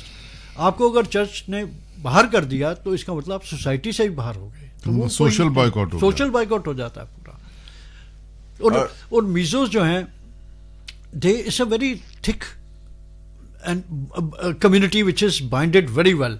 आप मिजोरम का जो आइजोल के पास जो एयरपोर्ट है, लेम्पुई एयरपोर्ट, आपको शायद हैरानी होगी कि ये प्राइवेट एयरपोर्ट था। लोगों ने लैंड डोनेट किया और उस पर एयरपोर्ट बना। उसके कई सालों तक ये सरकार चलाती थी, मिजोरम गवर्नमेंट, प्राइवेट एयरपोर्ट था ये। उसके बाद फिर एयरपोर्ट अथॉरिटी ऑफ इंडिया ने टेक ओवर किया। तो लोगों ने कंट्रीब्यूट किया क्योंकि they wanted connectivity with India, with rest of the nation. अब अगर हम मिजोरम की समस्याओं की बात करें, problems, drug trafficking, like gold trafficking, अभी ऐसा भी सुना जा रहा है कि चीन से सोने की तस्करी का अड्डा हो गया है, ड्रिंकिंग वाटर। उसके अलावा जो HIV केसेस हैं मिजोरम में, और वो जो लोग इंजेक्शन से ड्रग्स लेते हैं, वो बहुत बड़ा इशू है। तो इस सारी चीजों को, और लिकर बैन करने की बात हुई थी 2018 में, फिर वो नहीं हुआ। तो ये सारी इतनी बड़ी चुनौती, और खजाना खाली है, इसमें कोई शक नहीं। हालांकि खजाना और बहुत राज्यों का भी खाली है, पर ये मेन स्ट्रीम से अलग है। और वही बात वहां घूम के आ जाती है कि केंद्र सरकार का सहयोग बिल्कुल उनकी जीवन के लिए जरूरी है। आपको क्या लग रहा है? नहीं, बिल्कुल, बिकॉज ऐसा है, तभी तो एक टाइम था कि 90% ग्रांट होती थी, 10% लोन होता था। अब 100% ग्रांट है इन नॉर्थ ईस्ट के राज्यों को। और स्टेट्स लाइक मिजोरम, ये तो टोटली डिपेंडेंट है सेंटर पे। इनका अपना रेवेन्यू तो इतना है ही नहीं कि वो चला पाए। जब ये यूटी थी, यूनियन टेरिटरी, तो उसमें एक डिबेट था जो लोग समझे नहीं, कि उनको था कि यूनियन टेरिटरी रहेंगे तो फंड्स आते रहेंगे। जब आप स्टेट हुड मांगोगे तो आपकी अपनी रिस्पॉन्सिबिलिटी पैदा होती है। वो MNF ने तो, क्योंकि ये इस was part of the agreement state hood, तो उन्होंने तो डिमांड मांगी और वो पूरी भी करी हमने, क्योंकि लिख के दिया था। But functionally you are more beneficial if you are UT. But as you said, Deepak, we have a very aware and very upright kind of society in Mizoram, which is, where church becomes a watchdog. So it is also not very easy for these elements, political elements or a political party, to stray from the course. No, they cannot. Ultimately, they have to go to their own respective church. जो आप करते हो, it's a very close knit society, सब कुछ it's a open book. तो जो आपका हर मूव, हर एक्शन, व्हाट यू स्पीक, तो अभी देखिएगा कैसे ये लालडोमा मैनेज करते हैं। आपने एयरपोर्ट की कनेक्टिविटी के बारे में, आप जैसे Deepak, you were saying that prime minister had laid stress on these 3 C's: commerce, connectivity and communication. So what about the road infrastructure? Connectivity part, road is also part of it, and the Prime Minister had once said Northeast needs HIRA, HIRA, highways, railways and airways. And surprisingly, you will be surprised, I'm hats off to Prime Minister Modi. He is the second Prime Minister of India who visited Northeastern Council's office in Shillong. Before him, only Morarji Desai had gone. You can imagine. See, Prime Minister visiting the Northeastern Council, which is like a planning commission for Northeast. It was a big boost to that organization, and of course they become more responsible after that. Now, ZPM has won 15 seats, and if we can mention prominent seat like Aizawl West 3, where PCCI President Lal Swata was the candidate. It has been won by Aizawl West 3. It is by ZPM. So he has lost. Lal Swata has lost. He has lost. And Aizawl South 1, there were 3 prominent candidates, MNF leader, and there were 2 women candidates also. It has also been won by ZPM. Lal Swai Bunga. So now the results are coming fast. 15 so far to ZPM. Total tally is still 27 for them. And 3 for MNF. 3 सीटें MNF जीत चुका है, 7 पर आगे है। Bharatiya Janata party 2 सीटें जीत चुकी है, और उसकी दोनों सीटें हैं साहिया और पलक। वो जो डॉक्टर के बाइचुआ की बात हो रही थी, वो चुनाव जीत गए हैं 616 वोट से। ये अभी नए इस पार्टी में शामिल हुए थे शायद, और बाकी कांग्रेस 1 पर अभी तक आगे चल रही। So the latest update coming from Aizawl, as far as Mizoram Assembly election results are concerned, ZPM, the challenger, the new buy on the block, is leading in 27, but it has already won 15. And MNF, the ruling MNF, Mizo National Front, has scored victory on 3 seats, but is leading in 7. So total 10. Total 10, and BJP has won 2 seats, and Congress is Still leading. ahead Still in leading 1 seat. At 1 seat. So, by the by, Deepak, it looks certain almost that Yes. these trends are going to cement as the day progresses, and we will have a ZPM Government. comfortably sailing home with a simple majority and forming the government for the first time in Mizoram. So that all the exit polls which had, all of them they had predicted Hung Assembly. Hung Assembly, that, And BJP was hoping to be the kingmaker. yeah.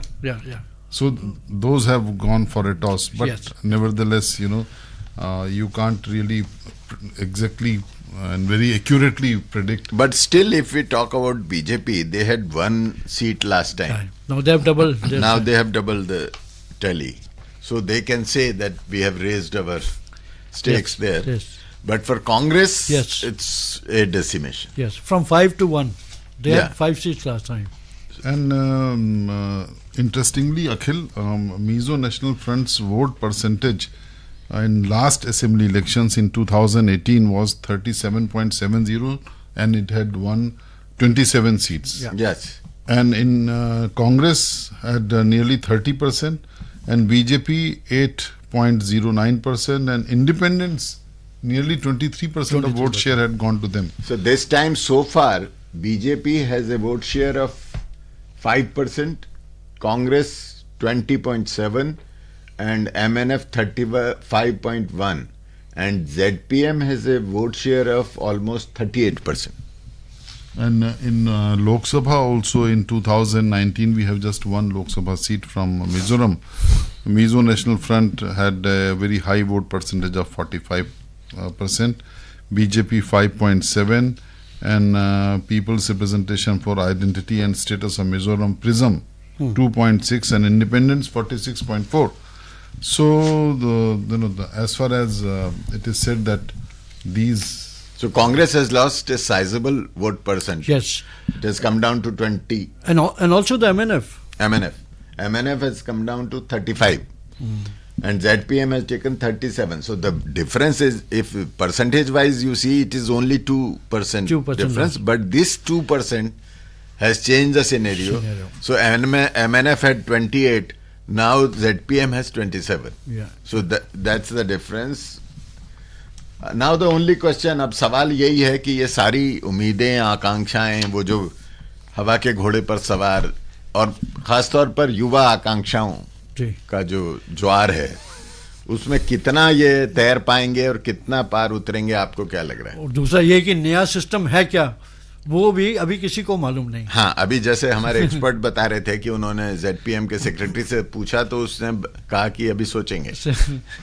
And दूसरा एक और है अखिल की Elder council जो उन्होंने बनाई है, उसमें और वहाँ का जो कैबिनेट होगा, स्टेट कैबिनेट, उसके बीच में कहीं कोई फ्रिक्शन या घर्षण शुरुआत ना हो जाए.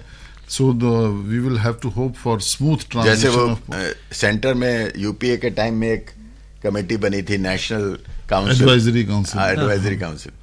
तो इस तरह के एक्सपेरिमेंट गवर्नेंस के सिस्टम में हमेशा देखने को मिलते हैं. अगर एक डिसिसिव लीडरशिप ना हो तो यू कैन गो स्ट्रेट. तो हम ऐसी उम्मीद करते हैं. दीपक, अब तक का जो अनुभव है भारतीय जनता पार्टी का, जो ओवरऑल तरीका है, खासतौर से ऐसी राज्यों में सरकारों से निपटने का जहां उनका अस्तित्व, अब ये 2 सीट है उनके पास, और दूसरा जो ग्रुप है उसके पास पूरा बहुमत है, पर उसका पूरा सर्वाइवल सेंट्रल गवर्नमेंट की सपोर्ट पर है. ऐसे में भारतीय जनता पार्टी के साथ उसके रिश्ते क्या देख रहे हैं? नहीं, मुझे ऐसा नहीं लगता कि डेवलपमेंट के लिए वो कुछ, क्योंकि उनकी पार्टी नहीं है वहाँ पे, ऐसा कुछ करेंगे. मुझे याद है कुछ साल पहले, नॉट मैनी ईयर्स अगो, ये इजराइल का एक प्रोजेक्ट था, फूड प्रोसेसिंग यूनिट, और वहाँ कांग्रेस की गवर्नमेंट थी.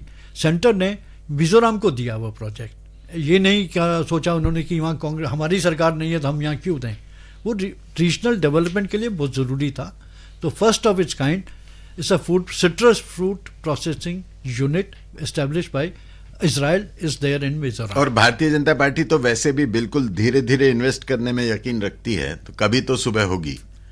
बिल्कुल, आपकी बात बिल्कुल ठीक है, बट देखिए देर आए दुरुस्त आए, बट उनके कम से कम 1 से 2 सीट हो गई उनकी। अब वो कितना आगे बढ़ा पाते हैं, जी वोट शेयर बढ़ेगा। तो हम इस चर्चा को अब यहीं विराम देना चाहेंगे। मिजोरम की ताजा स्थिति जो मतगणना की है, 27 सीटों पर ZPM, 10 पर MNF, 2 पर बीजेपी और 1 पर कांग्रेस। बीजेपी दोनों सीटें जीत चुकी है, MNF ने 3 सीटें जीती हैं और 15 सीटें अभी तक ZPM जीत चुकी है। इस सारी जानकारी के साथ हम इस चर्चा को यहीं विराम देते हैं। अब उसके बाद आप समाचार सुनेंगे 1 बजे। नमस्कार। अभी आप सुन रहे थे मिजोरम के विधानसभा चुनावों के परिणामों पर एक विशेष परिचर्चा। ये कार्यक्रम आकाशवाणी के समाचार सेवा प्रभाग द्वारा प्रस्तुत किया गया है। You were listening to a special discussion on Mizoram Assembly election results.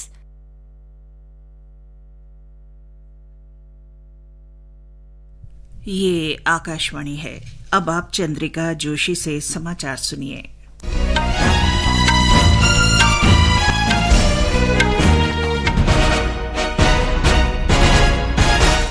Mizoram में विधानसभा चुनावों की मतगणना चल रही है। शुरुआती रुझानों में मिजोरम पीपल्स मूवमेंट ZPM ने आधे का आंकड़ा पार कर लिया है और 16 सीटों पर आगे चल रही है और 10 सीटें जीत ली हैं। सत्तारूढ़ मिजो नेशनल फ्रंट MNF 10 सीटों पर आगे चल रही है और 1 सीट जीत चुकी है। भाजपा 1 सीट जीत चुकी है और 1 सीट पर आगे चल रही है। कांग्रेस भी 1 सीट पर आगे है। मिजोरम में 40 विधानसभा सीटें हैं। यहां 21 सीट किसी पार्टी के लिए बहुमत का आंकड़ा है। मुख्यमंत्री जोरमथंगा आइजोल पूर्व में 1 सीट से जोरम पीपल्स मूवमेंट के लालथन सांगा से पिछड़ रहे हैं। दक्षिण तोयपुई सीट पर स्वास्थ्य मंत्री आर लालथिंगलियाना जोरम पीपल्स मूवमेंट उम्मीदवार जे लालपेखलुआ से पीछे चल रहे हैं। सरछिप सीट पर जोरम पीपल्स मूवमेंट के मुख्यमंत्री उम्मीदवार लाल दुहावामा आगे चल रहे हैं। 7 नवंबर को हुए मतदान में 80% मतदान दर्ज किया गया। 18 महिलाओं सहित कुल 174 उम्मीदवार चुनावी मैदान में थे। राजस्थान, मध्य प्रदेश, छत्तीसगढ़ और तेलंगाना विधानसभा चुनावों की कल हुई मतगणना में भाजपा मध्य प्रदेश, राजस्थान और छत्तीसगढ़ में सरकार बनाने जा रही है, जबकि कांग्रेस ने तेलंगाना में पूर्ण बहुमत हासिल किया है। संसद के शीतकालीन सत्र से पहले दिन आज पिछले सत्र में भाजपा सांसद रमेश विधुड़ी की बसपा सांसद दानिश अली के खिलाफ कथित अपमानजनक टिप्पणी को लेकर विपक्षी सदस्यों के हंगामे के बाद लोकसभा की कार्यवाही दोपहर 12 बजे तक के लिए स्थगित कर दी गई।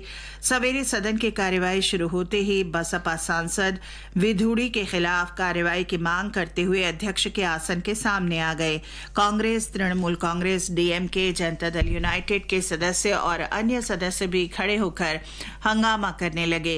हंगामे के बीच लोकसभा अध्यक्ष ओम बिरला ने बसपा सांसदों द्वारा तख्तियां दिखाए जाने पर आपत्ति जताते हुए कहा कि ये सदन के नियम के खिलाफ है।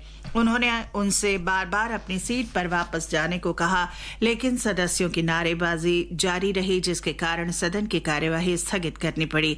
इससे पहले सदन ने अपने 6 पूर्व सदस्यों को श्रद्धांजलि अर्पित की, जिनका हाल ही में निधन हो गया था। राज्यसभा में भी 5 पूर्व सदस्यों को श्रद्धांजलि अर्पित की गई। संसद का शीतकालीन सत्र इस महीने की 22 तारीख तक चलेगा और सत्र के दौरान 19 विधेयकों पर चर्चा होनी है। सत्र से पहले प्रधानमंत्री नरेंद्र मोदी ने कहा कि संसद लोकतंत्र का मंदिर और विकसित भारत की नींव मजबूत करने के लिए लोगों की आकांक्षाओं का महत्वपूर्ण मंच है। संसद के बाहर संवाददाताओं से बातचीत में श्री मोदी ने सभी सांसदों से अनुरोध किया कि जो भी विधेयक सदन में रखे जाते हैं उन पर गहन चर्चा की तैयारी के साथ आएं। श्री मोदी ने कहा कि महिलाओं, युवाओं, किसानों और गरीबों का सशक्तिकरण ही राष्ट्र के उज्जवल भविष्य की कुंजी है। प्रधानमंत्री ने विपक्ष से सहयोग का भी अनुरोध किया। श्री मोदी ने कहा कि लोकतंत्र में विपक्ष की बहुत बड़ी भूमिका होती है और विपक्ष को इसे निभाने में सक्षम होना चाहिए। सरकार ने कहा है कि वे संसद में किसी भी मुद्दे पर चर्चा के लिए तैयार है। संसदीय कार्य राज्य मंत्री अर्जुन राम मेघवाल ने कहा कि अगर विपक्ष किसी मुद्दे पर चर्चा चाहता है तो वे नोटिस दे सकते हैं। उन्होंने कहा कि दोनों सदनों के पीठासीन अधिकारी शीतकालीन सत्र के दौरान उठाए जाने वाले मुद्दों पर फैसला करेंगे। इस बीच विपक्षी पार्टियों ने आज इस सत्र की अपनी रणनीति तैयार करने के लिए संसद में बैठक की। प्रधानमंत्री नरेंद्र मोदी महाराष्ट्र के सिंधुदुर्ग में नौसेना दिवस में आज मुख्य अतिथि होंगे। शाम को प्रधानमंत्री राजकोट किले में छत्रपति शिवाजी महाराज की प्रतिमा का अनावरण करेंगे। रक्षा मंत्री राजनाथ सिंह और सूचना तथा प्रसारण मंत्री अनुराग सिंह ठाकुर ने नौ सैनिकों को उनके परिवारों को नौसेना दिवस की शुभकामनाएं दी हैं। इसके साथ ही ये समाचार bulletin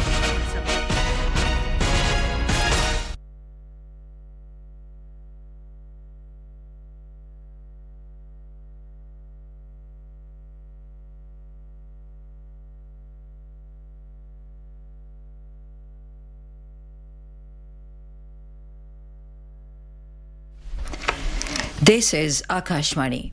The news read by Anuja Kumar.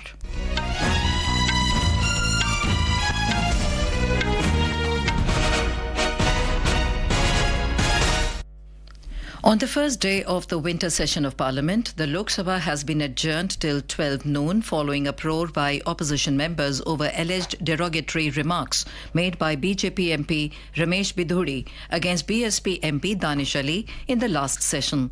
When the House met this morning, the BSP MP trooped into the well demanding action against Mr. Bidhuri. Members from Congress, TMC, DMK, JDU and others were also on their feet. Amid ruckus, Speaker Om Birla objected to the displaying of placards by the BSP MP, saying it is against the rule of the House. He repeatedly asked him to go back to his seat, but he continued with his sloganeering, leading to adjournment of the House. Earlier, the lower house paid obituary references to 6 of its former members who passed away recently. In the Rajya Sabha, the House is taking up 0R. Earlier, the upper house also paid obituary references to 5 of its former members.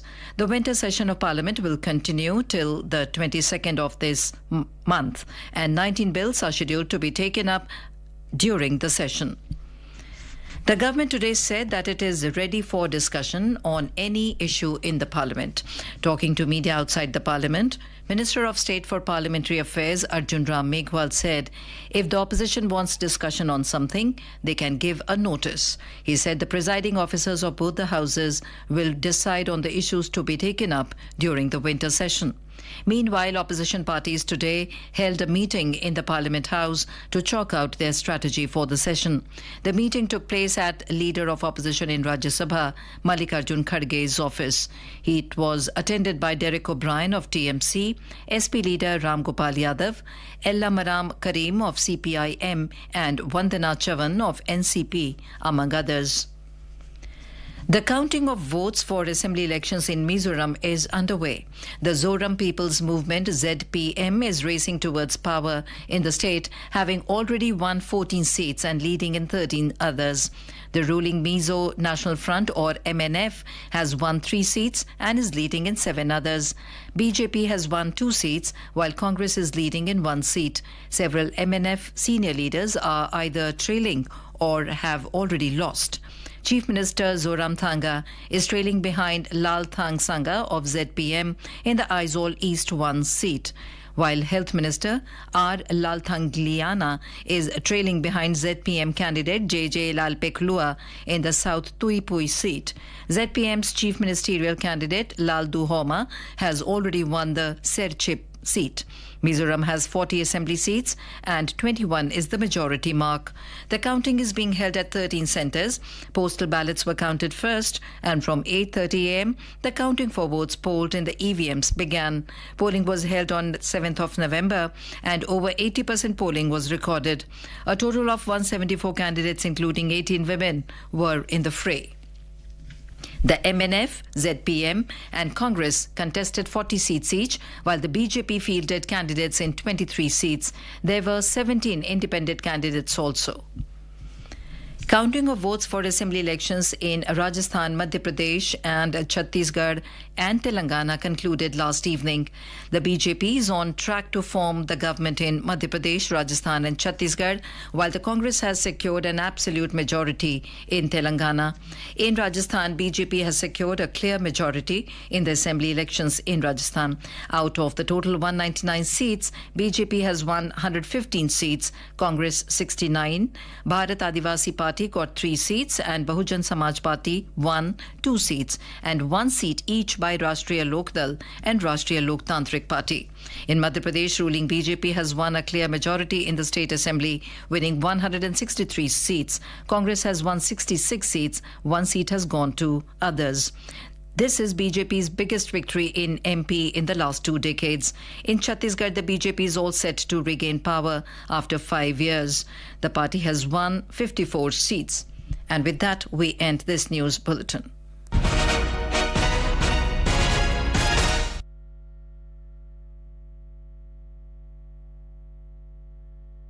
A very good afternoon, my dear listeners. You are with the Indraprastha channel of Akashvani, and we are broadcasting on medium wave 366.3 meters, corresponding to 819 kilohertz. I'm Lipika Das with today's session of Hit Parade, and in this first segment, I'll be bringing you some of the everlasting songs from the genre of country music.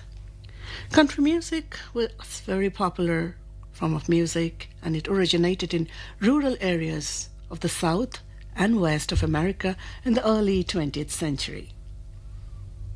We'll be talking more about this genre after this song by Kenny Rogers, a Grammy Award winning country music singer, and the track here is called I Believe in Music, I Believe in Love.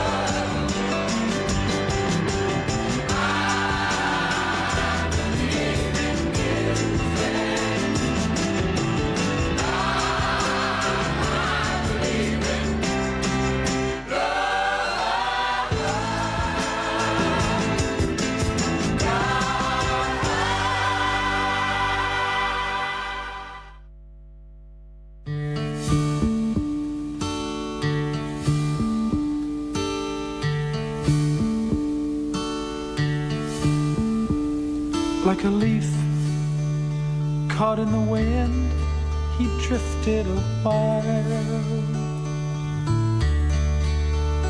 with no purpose or direction to his life. He tried to get himself together and pacify his mind and forget about the things he left behind. A crying woman standing helpless in his door, with a 2-month-old baby in her arms. His little black book laying torn up on the floor,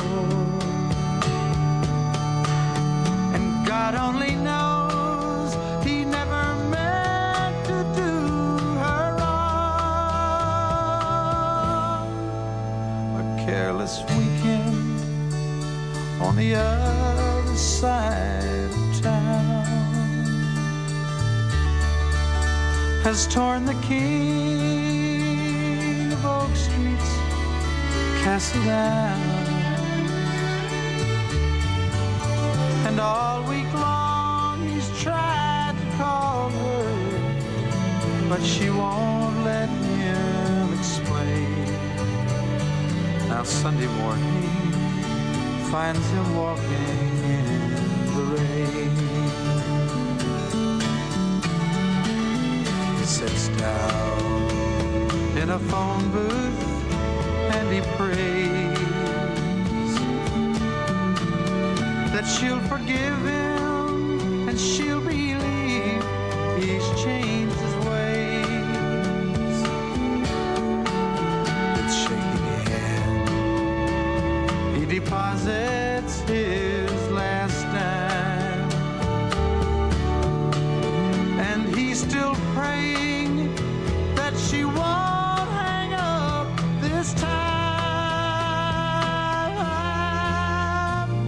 Then the sweetest voice he's ever heard says hello. Breakfast's almost ready, baby. Come on home. I've thought the whole thing over, and I think I understand that the king of Oak Street is just an ordinary man. I've thought the whole thing over, and I think I understand that the king of Oak Street is just an ordinary man.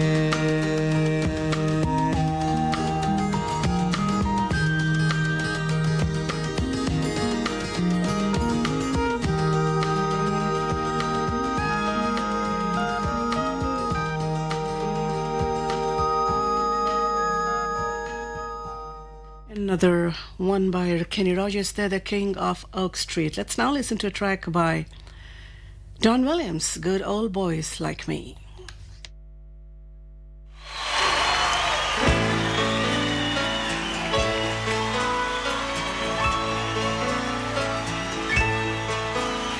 When I was a kid, Uncle Remus, he put me to bed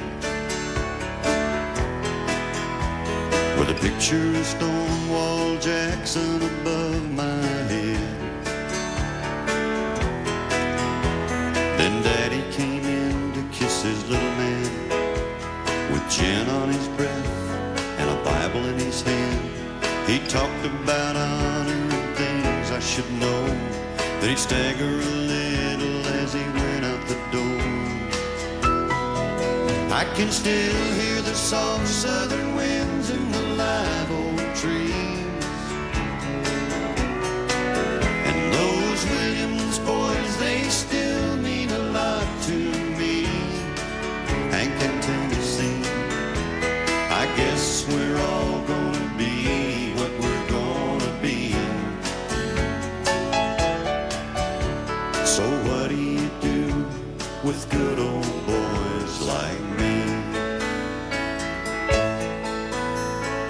Nothing makes a sound in the night like the wind does.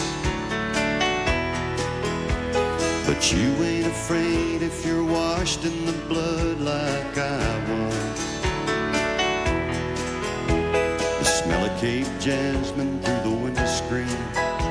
John R. and the Wolfman kept me company by the light of the radio by my bed, with Thomas Wolfe whispering in my head. I can still hear the soft southern winds in the live oak trees. And those Williams boys, they still mean a lot to me. Hank in Tennessee, I guess we're all gonna be what we're gonna be. So what do you do with good old boys like me?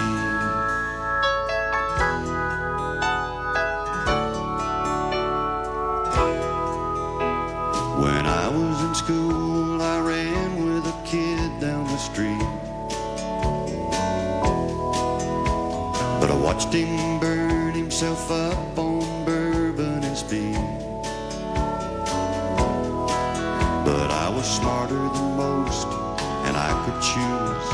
Learn to talk like the man on the 6 o'clock news. When I was 18, Lord, I hit the road. But it really doesn't matter how far I go. I can still hear the soft southern winds in the live oak trees. And those Williams boys, they still mean a lot to me. Hank in Tennessee, I guess we're all gonna be what we're gonna be. So what do you do with good old boys like me?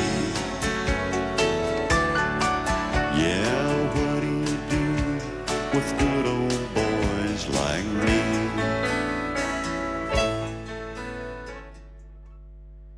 Don Williams there with a song called Good Old Boys Like Me. Now, country music's roots, dear listeners, always lie in ballads, folk songs, and popular songs of the English, the Scots, and Irish settlers, and of course other parts of the South. And it was made popular by small radio stations that appeared in the larger southern and midwestern cities in the 1920s. And many devoted part of their airtime to live or recorded country music suited to rural audiences. Let's now listen to the next song, an extremely popular name in the world of country music, John Denver, Wild Montana Skies. There's 8,000 reasons that I'm real excited about the opportunity of doing this show. One of them is this song, that this has a chance of being heard a little bit and perhaps igniting something in people's hearts.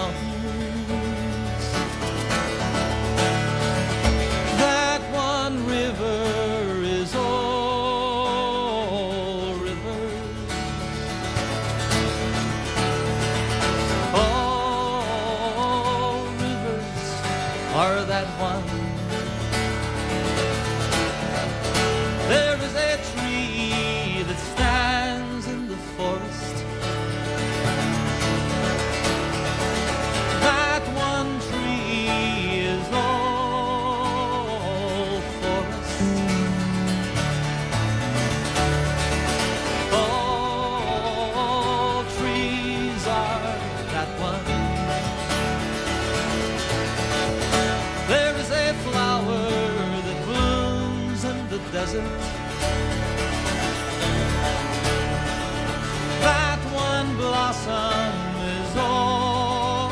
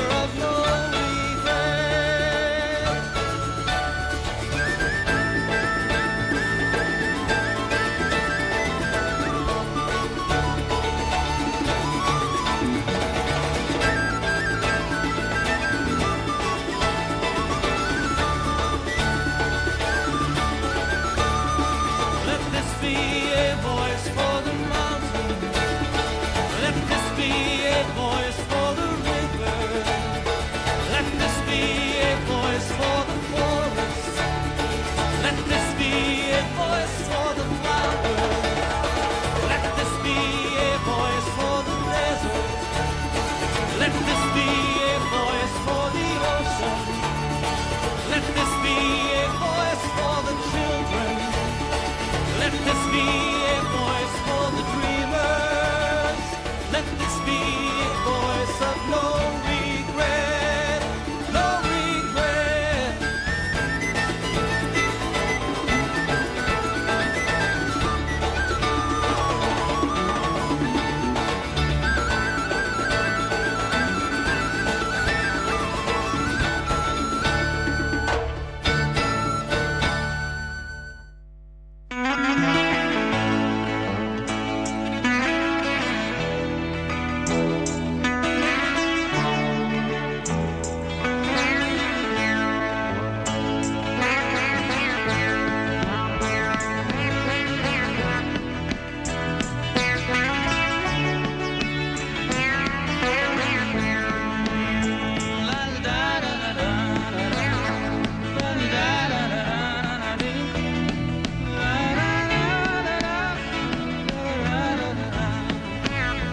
Oh, the games people play now, every night and every day now, never meaning what they say now, never saying what they mean, while they while away the hours in their ivory towers, till they're covered up with flowers in the back of a black limousine. Oh, la da da da da da, la da da da da da.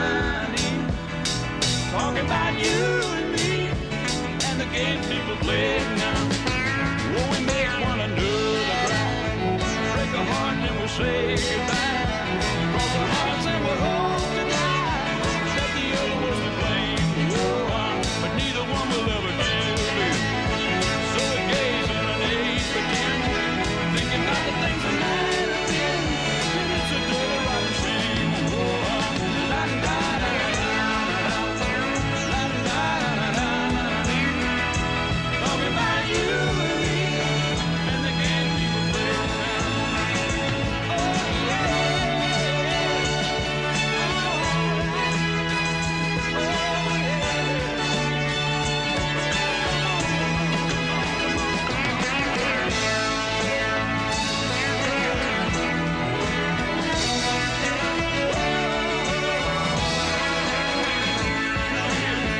People walking up to you, singing glory hallelujah, and they try to sock it to you in the name of the Lord.